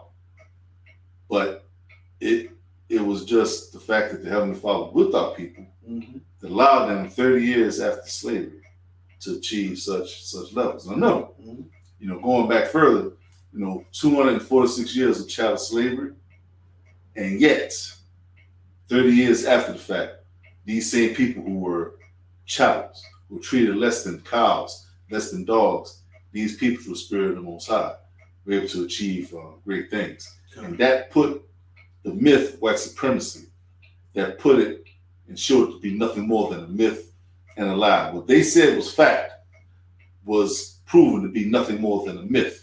And when those myths get busted, then comes that white rage. So the myth failed, it tried to be a lie, so we got to find a way to take power back. We're just going to take it back. They just put white supremacy in a different type of, well, how can I say it, in a different notion. Oh, yeah. So to say. Yeah, very much so. Hey, man. Wow. We be getting all this wisdom, understanding. Praise we are. This history lesson. I'm trying to tell y'all, hey, but you finished? Okay, I'm finished. Okay. Hey, feel free to deviate. Oh, sure thing. I appreciate it. So let me read the rest of this real quick. So, in book 3, in page 3, the trigger for white rage inevitably is black advancement. It is which, through history, which is said, and right here, is black advancement. It is not the mere presence of black people that is the problem. Rather, it is the blackness with ambition, with drive, with purpose, with aspirations, and with demands for full and equal citizenship. It is blackness that refuses to accept subjugation, to give up a formidable array of policy, assaults, and legal contortions, right? Yes, contortions, has constantly punished black resilience, black resolve. So, and all the while, white rage manages to maintain not only the upper hand, but also apparently the moral high ground. There's no more white rage. Ain't no white supremacy. They hid it in their policies. Now you about to get. That's why we asking people, what do you think about the Kanye and the Kyrie situation that's going on? Because with that, you're going to see more policies of white rage through their policy. Oh, you're doing this, you should have been doing this, that we're going to throw you in jail. Now, everybody's going to understand what white rage is. White rage. About to see it. And you Israelites are about to see it, and you better be prayed up. But let's let Bond get back to the read. Maccabees. I just want to, now y'all able to see when y'all follow along with us? White rage. First Maccabees chapter 1, verse 48.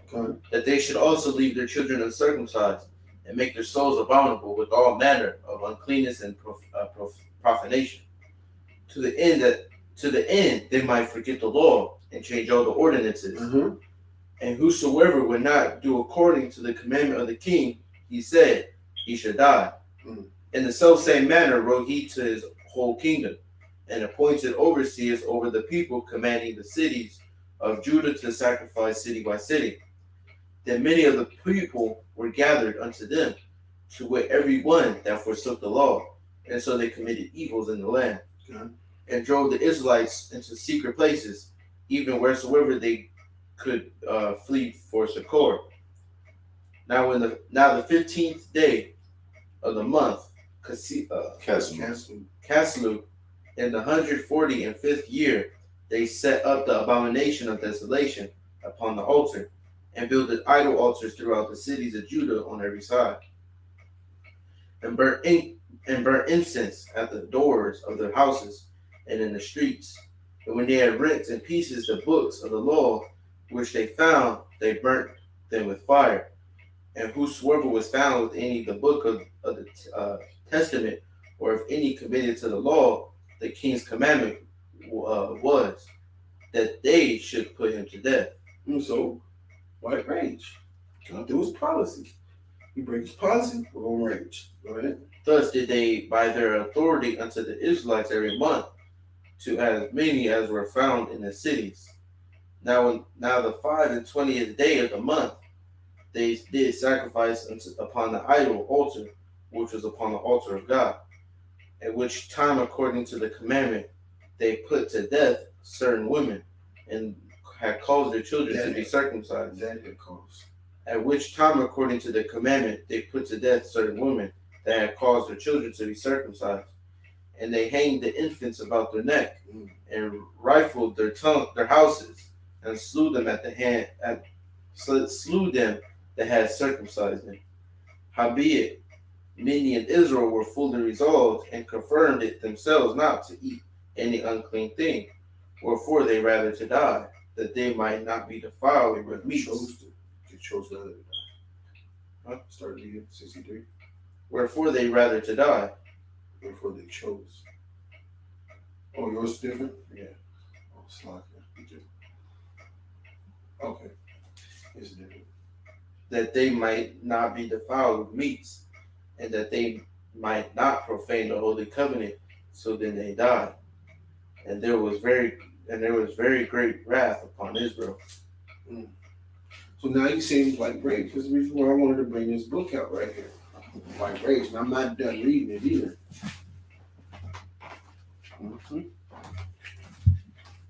Carol Anderson, sister. That way y'all can see it, understand it, take heed to it, and point it out to people. Wow, so y'all about to rage, through y'all policies. And you understand when people start voting for stuff, just be like, bring it up to them in a way they can understand. It's like these policies are going to cause them to rage. The scriptures say, choose a man not to be king over you. Set him not king over you that is not of thy brother. All right? And just because we all bleed the same and breathe the same air, don't make us all brothers. They have broken the brotherly covenant. Not our brothers. Right? You got to go ahead. First Maccabees 2. Yes. First Maccabees, 2nd chapter, 1st verse. In those days rose Mattathias, son of John, son of Simeon, a priest of the sons of Joarib from Jerusalem, and dwelt in Modin. And he had 5 sons: Johanan, called Cadiz, Simon, called Thessi, Judas, who was called Maccabeus, Eleazar, called Avaran, and Jonathan, whose surname was Aphus. And when he saw the blasphemies that were committed in Judah and Jerusalem, he said, Woe is me! Wherefore was I born, to see this misery of my people and of the holy city, and to dwell there, when it was delivered into the hand of the enemy, and the sanctuary into the hand of strangers? Her temple is become as a man without glory. And who's the man's glory? The woman. That's right. The woman is our glory. So the temple become a man without glory. A man without his woman. He need his woman just like we need our temple. Praise the Most High in sacrifices. All right, read. Her glorious vessels are carried away into captivity. Her infants are slain in the streets. The young men with the sword of the enemy. What nation hath not had a part in her kingdom and gotten of her spoils? All her ornaments are taken away. Of a free woman she has become a bond slave. And behold, our sanctuary, even our beauty, and our glory is laid waste. The Gentiles have profaned it. To what end, therefore, shall we live any longer? Then Mattathias and his sons rent their clothes, and put on sackcloth, and mourn very sore. In the meanwhile, the king's officers, such as compelled the people to revolt, came to the city of Modin to make them sacrifice. And when many of Israel came unto them, Mattathias also and his sons came together. Then answered the king's officers and said to Mattathias on this wise, thou art a ruler and an honorable and a great man in this city, and strengthened with sons and brethren. Now therefore, come thou first and fulfill the king's commandment, like as all the heathen have done, yea, and the men of Judah also, and such as remain at Jerusalem. So shalt thou and thy house be in the number of the king's friends, and thou and thy children shall be honored with silver and gold and many rewards. Then Mattathias answered and spake with a loud voice to all the nation that under the king's dominion obey him, and fall away every one from the religion of their fathers, and he will consent to his commandments. Yet will I and my sons and my brethren walk in the covenant of our fathers. Come on. And this is the integrity, how we walk. This is the integrity in what we do. Men, look at this. Take this as an example. This is how we walk in integrity. We're not worried about who's watching and still keeping the law. We don't keep the law around other people just because they're around us, and when nobody's around us, we don't. Nah, we keep it when we're not around and when we're around people all the time. Baba Kashan. Verse 21. Allah forbid we should forsake the law and the ordinances. We will not hearken to the king's words to go from our religion, either on the right hand or the left. We ain't going to the left or the right. We're going to stay straight in these laws. Go ahead. Now, when he had left speaking these words, there came one of the Jews in the sight of all to sacrifice on the altar, which was at Modin, according to the king's commandment. Which thing when Mattathias saw, he was inflamed with zeal, and his reins trembled. Neither could he forbear to show his anger according to judgment.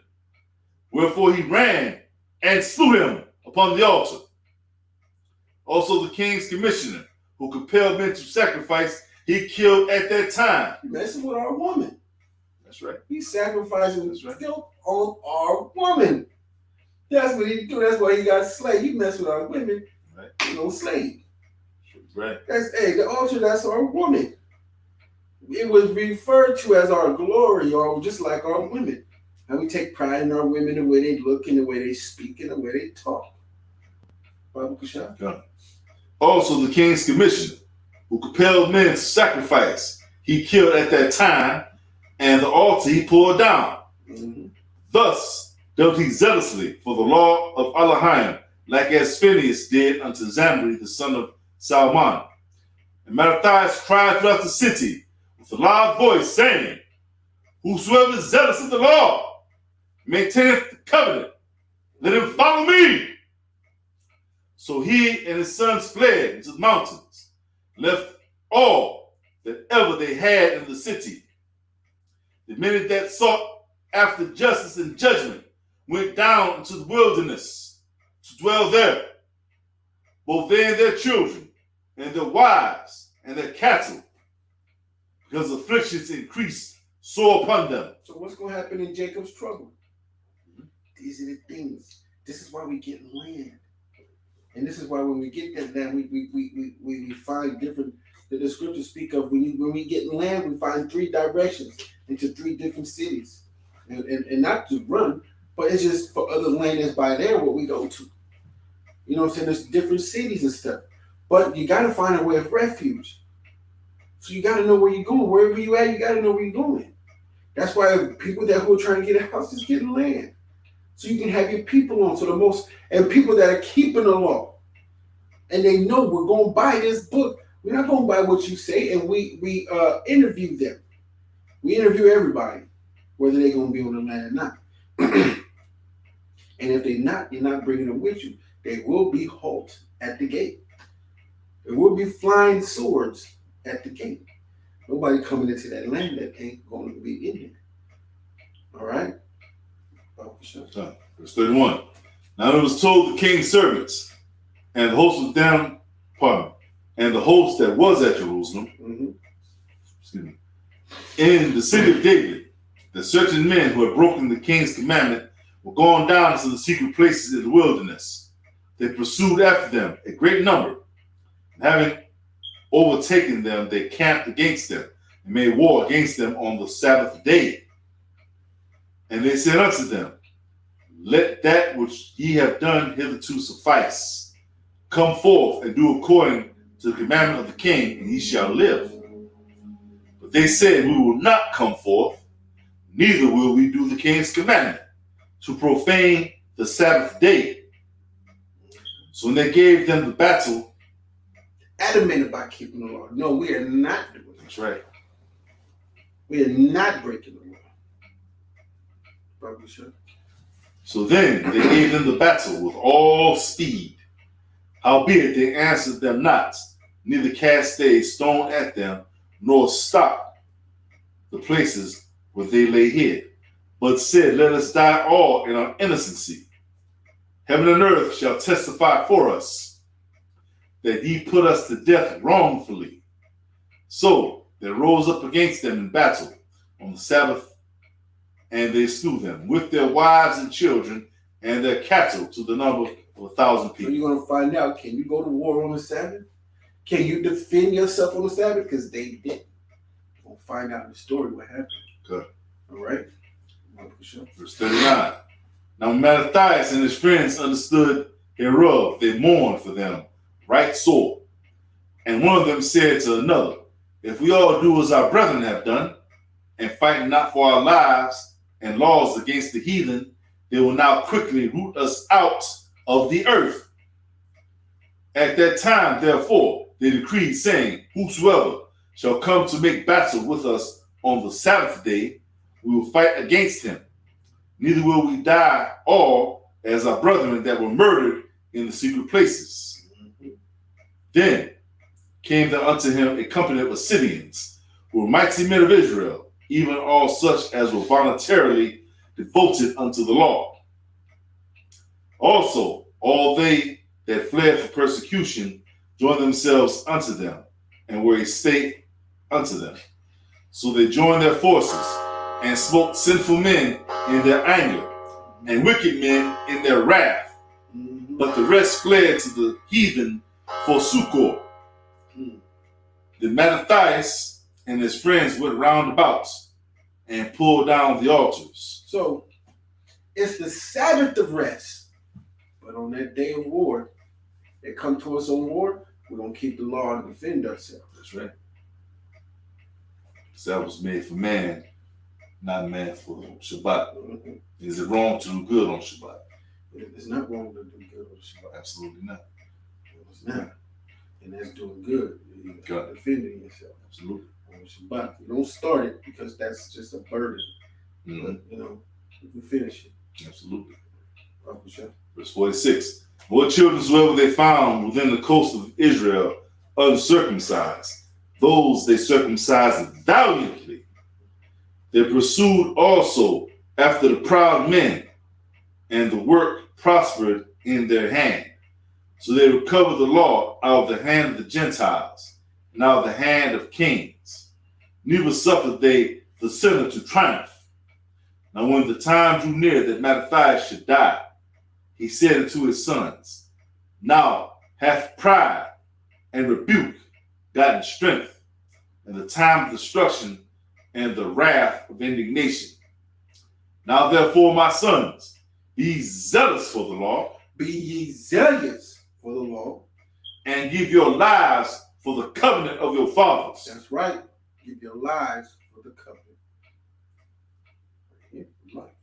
Go ahead. Call to remembrance what acts our fathers did in their time. So shall he receive great honor and an everlasting name. So when he said, call to remembrance what acts our fathers did in their time, and we are about to go over the acts, he said, call to remembrance. Remember, follow that, do that. Go ahead. Was not Abraham found faithful in temptation, and it was imputed unto him for righteousness? Joseph. Hold on. Intention or you got temptation?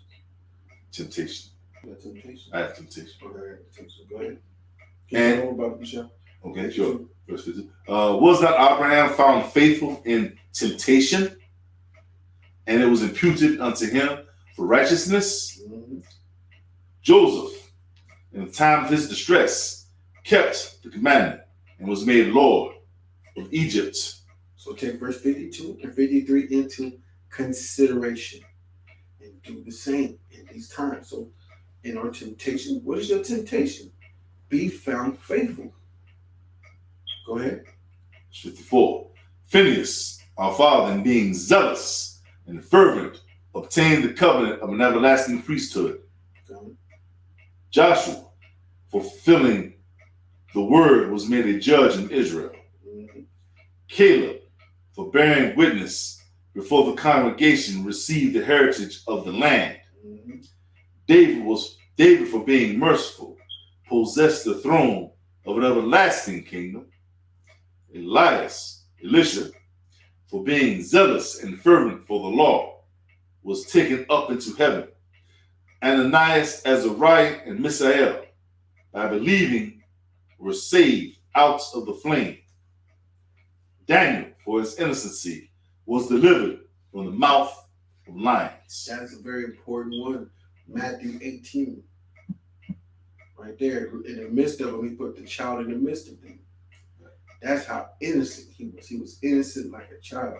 As in saying, he was very humble and he had humility. And how he came was very innocent. He didn't mean any, there was no underlying meaning in the things that he said. Go ahead. Verse 61. And thus consider ye throughout all ages that none that put their trust in him shall be overcome. Fear not then the words of a sinful man, for his glory shall be dung and worms. Mm-hmm.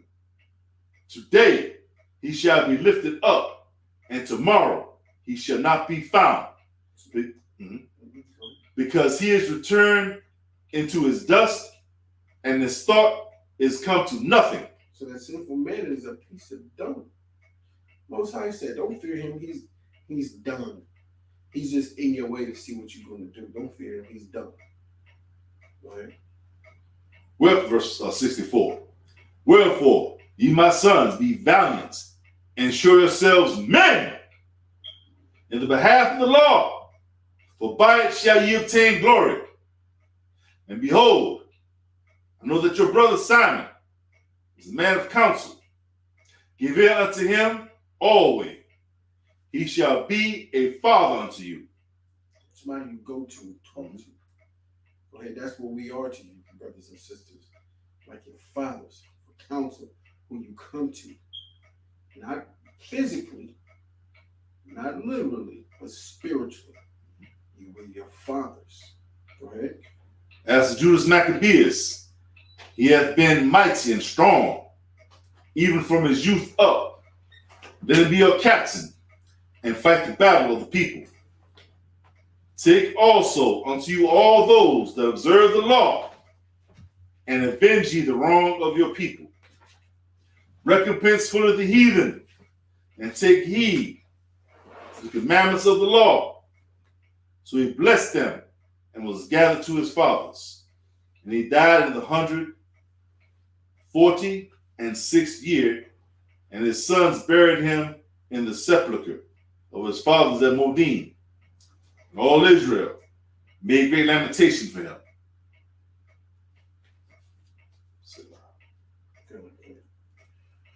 So, for these things are an example of what we need to do, or what we gotta do. So everybody take heed to it. So we're gonna take a 10-minute, and then we're gonna start prayers, and then we're gonna head out to camp and do what we gotta do. All right. So.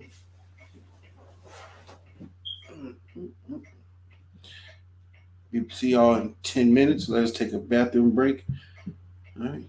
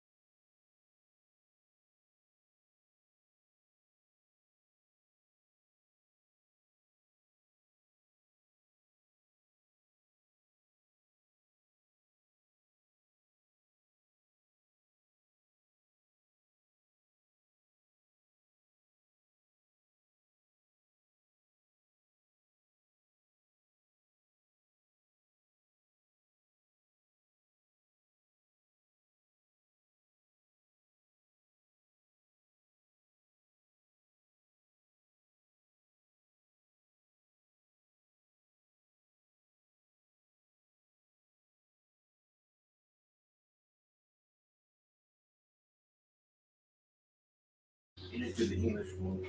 Just a second, y'all. Just a second.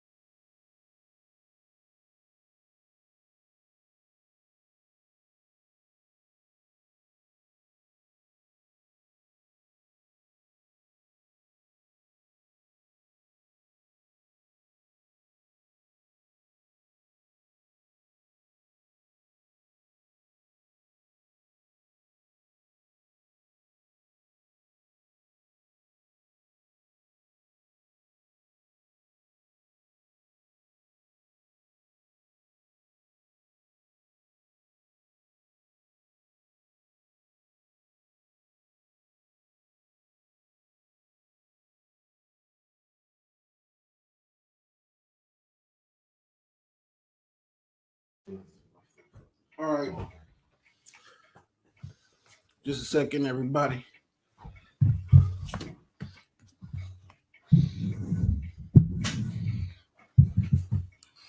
All right. Start when I want to.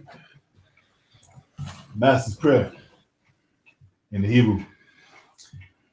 Abanawa, Shmashamayim, Kodash, Shaya, Shemka, Yahweh, Malakwaka, Thaba'a, Ratazaka, Haya, Aisha, Baratza, Kuwa, Haya, Bashamayim, Thalanawa, Lakham, Ko Yuam, Wasalach Nawa, Waf Nawa, Kasalach Nawa, Waf Yinawa. Wala tabya nawa banasaya one bo habshay nawa mayan rai kaya laka hamalakwaf wa Allah wa thaparath labulumyum aman. Hallelujah. Hallelujah. In the English, our Father, which art in heaven, hallowed be thy name. Thy kingdom come, and will be done in earth as it is in heaven. Give us this day our daily bread, and forgive us our debts, as we forgive our debtors. Lead us not into temptation, but deliver us from evil. Thine is the kingdom, and the power, and the glory, forever. Amen. B'Hashem Yahushua HaMashiach.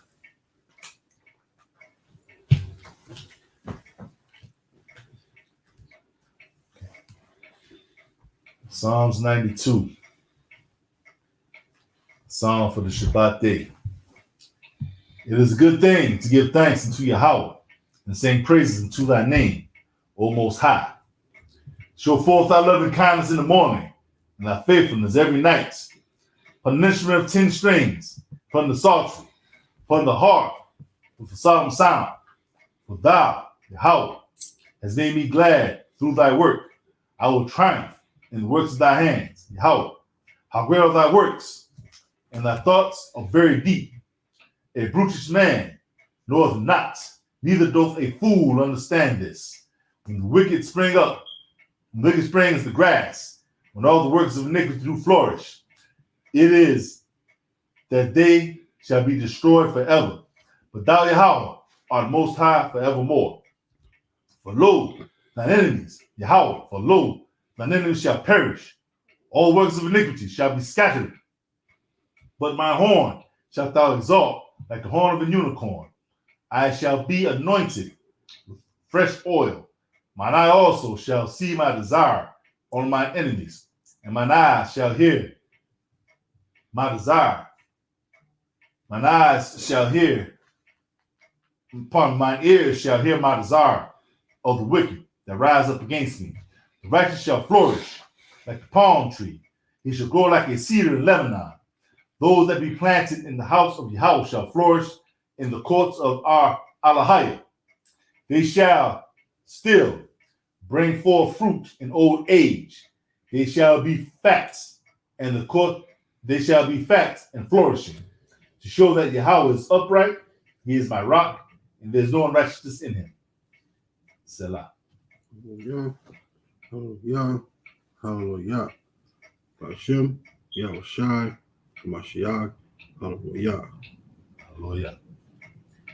It is our duty to praise the Master of all, to ascribe greatness to the author of creation, who has not made us like the nations of the lands, nor placed us like the families of the earth, who has not made our portion like theirs, nor our destiny like all their multitudes. For they worship vanity and emptiness, and pray to a God who cannot save. But we bow and worship and thank the supreme King of Kings, the Holy One. Blessed be he who extends the heavens and establishes the earth, whose throne of glory is in the heavens above, and whose power's presence is in the highest of heights. He is our Elohim. There is no other. Truly, he is our King. There is none else. As is written in his Torah, you shall know and take to heart this day, Yahweh is Elohim, in the heavens above, on the earth below. There is no other. Ba'ashem, Yahweh HaMashiach. Amen. Hallelujah.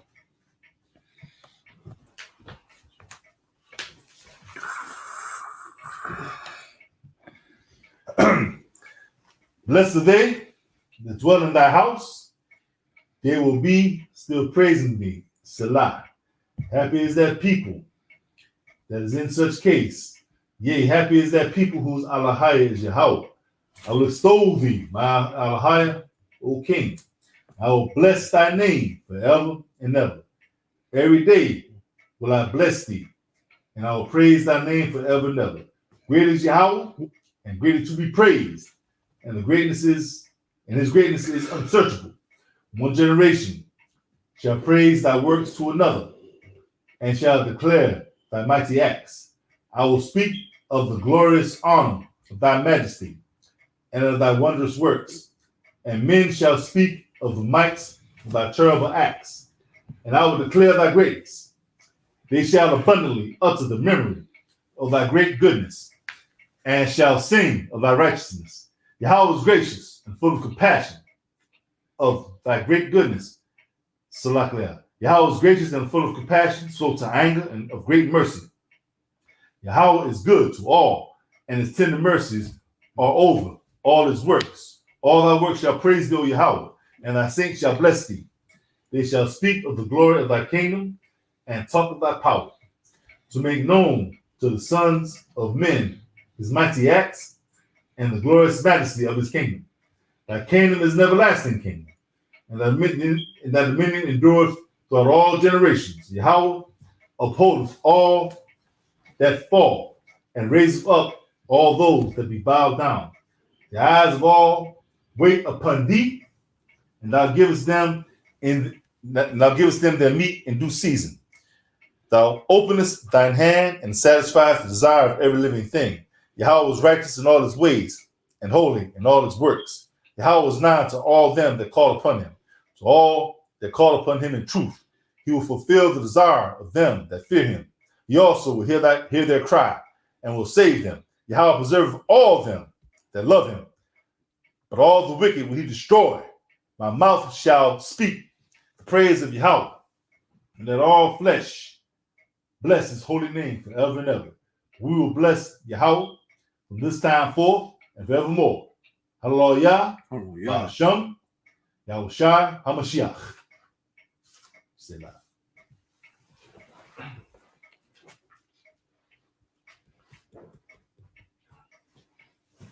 This is the first three prayers of the Amada, Abawath, Barak, Atah, Yahweh, Allah Hayinawa, Allah Hayah, Abathanawa, Allah Hayah, Abraham, Allah Hayah, Yatazakak, Allah Hayah, Yaquab, Allah, Shadyah, Allah, Ayawan, Gamal, Chasarayim, Barak, Atah, Yahweh, Magan, Abraham, Gabawarwath, Atah, Yahweh, Gabawar, Lawalam, Yahweh, Machaya, Matayam, Wamaya, Wamaya, Yawama, Awama, Kudawarsha, Kudawarsha, Shem Yahweh, Shem Yahweh, Yahweh, Yahweh, Ata, Ata, Kodayash, Kodayash, Washunka, Washunka, Kodawash, Kodawash, Wakadawashim, Wadakawash, Bakol, Bakol, Yawam, Yawam,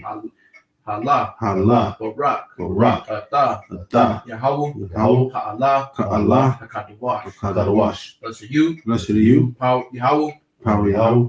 it's like it. Blessed are you, Blessed are you, Yahweh, Yahweh, the power of our fathers, power of our fathers, the power of Abraham, the power of Abraham, the power of Isaac, the power of Isaac, the power of and Yaquah, the power of Yaquah, Almighty power, Almighty power, Most High power, Most High power, bestows mercy. and bestows mercy. Blessed are you, Blessed are you, Yahweh, Yahweh, shield of Abraham. Shield of Abraham. Amen. You are mighty Yahweh, You are mighty Yahweh, forever. forever. Yahweh, Yahweh, who receives the dead, who receives the dead, who is comparable to you, who's comparable unto you, King of eternity, King of eternity, who calls death, who calls death and gives life. and gives Gives life. Blessed are you, Blessed are you, Yahweh, Yahweh, who gives life who gives life to the dead. to the dead. You are holy, Yahweh, You are holy, Holy Yahweh, and your name is holy. and your name is And the holy. Holy One, And the Holy One, every day, every day, praise you, praise you forever. forever. Blessed are you, Blessed are you, Yahweh, Yahweh, the power who is holy. the power who is holy. Ba'asham, Bahasham, Yahushai, Yahushai, Hamashiach, Hamashiach, Hallelujah. Hallelujah.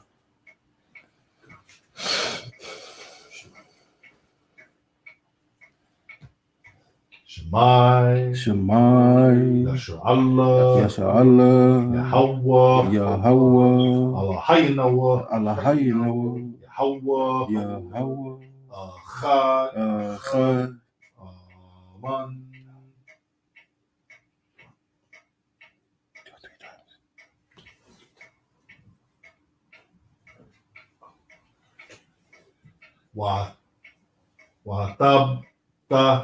Watabta, Ath, Ath, Alahayka, Allahayka, Bakol, Bakol, Lababka, Lababka, Wabakol Napaska, Wabakol Bakashka, Wabakol Ma'adka, Wabakol Ma'atka, Wahayawa, Wahayawa, Hadabarim, Hawabarim, Ha'ala, Ha'Allah, Ashar, Ashar, Anakya, Anakya, Matazawaka, Matazawaka, Hayawam, Hayawam, Al, Al, Lababka, Lababka, Washanatam, Washanakam, Labanyaka, Labanakya, Wadabarta, Warpatya, Bam, Bashababka, Washabapta, Baba Yashka, Baba Yashka, Baba Lakathka, Wabakaka, Badarak,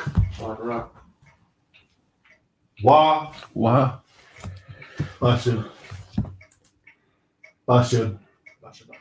Bashababka, Bashabaka, Wa Bakuwamka, Wakawamka, Wa Kwashitarium, Wakashatorium, La'awath, Lawath, Al, Al, Yadka, Yadka, Wahayawa, Wahayawa, Latathapath, Latat Kapath, Bayan, Bayan, Ayanika, Ayanika, Wakath Abatham, Wakath Abatham, Al, Ayah, Mazawath, Mazawath, Bayathka, Bayaka, Waba, Waba, Sha'aika. Shaika. Aman. Oh, yeah.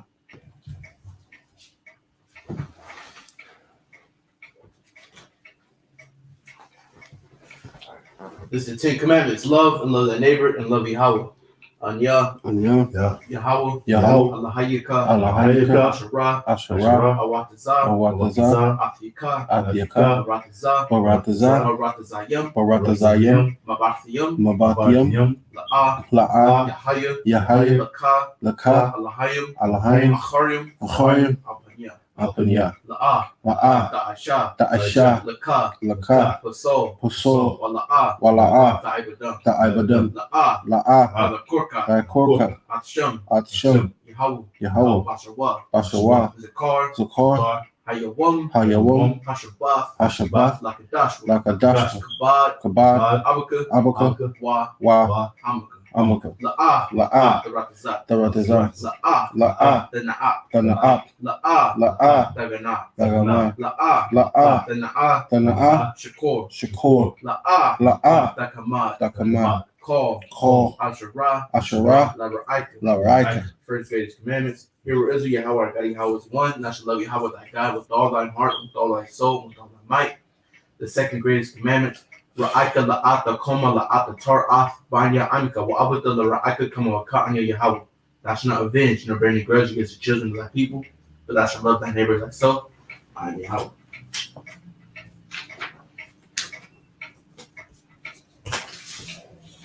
This is Circle 1, Hasha'ah, Memorial of the Woman.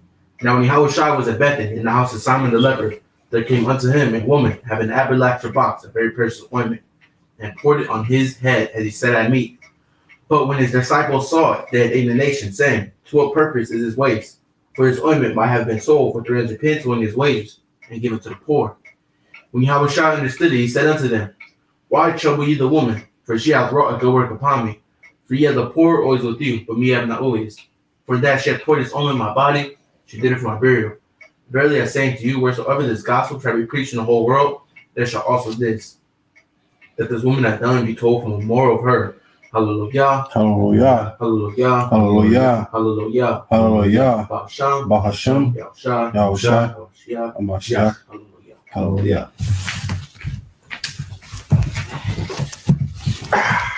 Oh, thank you, gentlemen. All right, that'll be it. The water. We'll stay with us, learning, and I pray that y'all are not out breaking the Sabbath.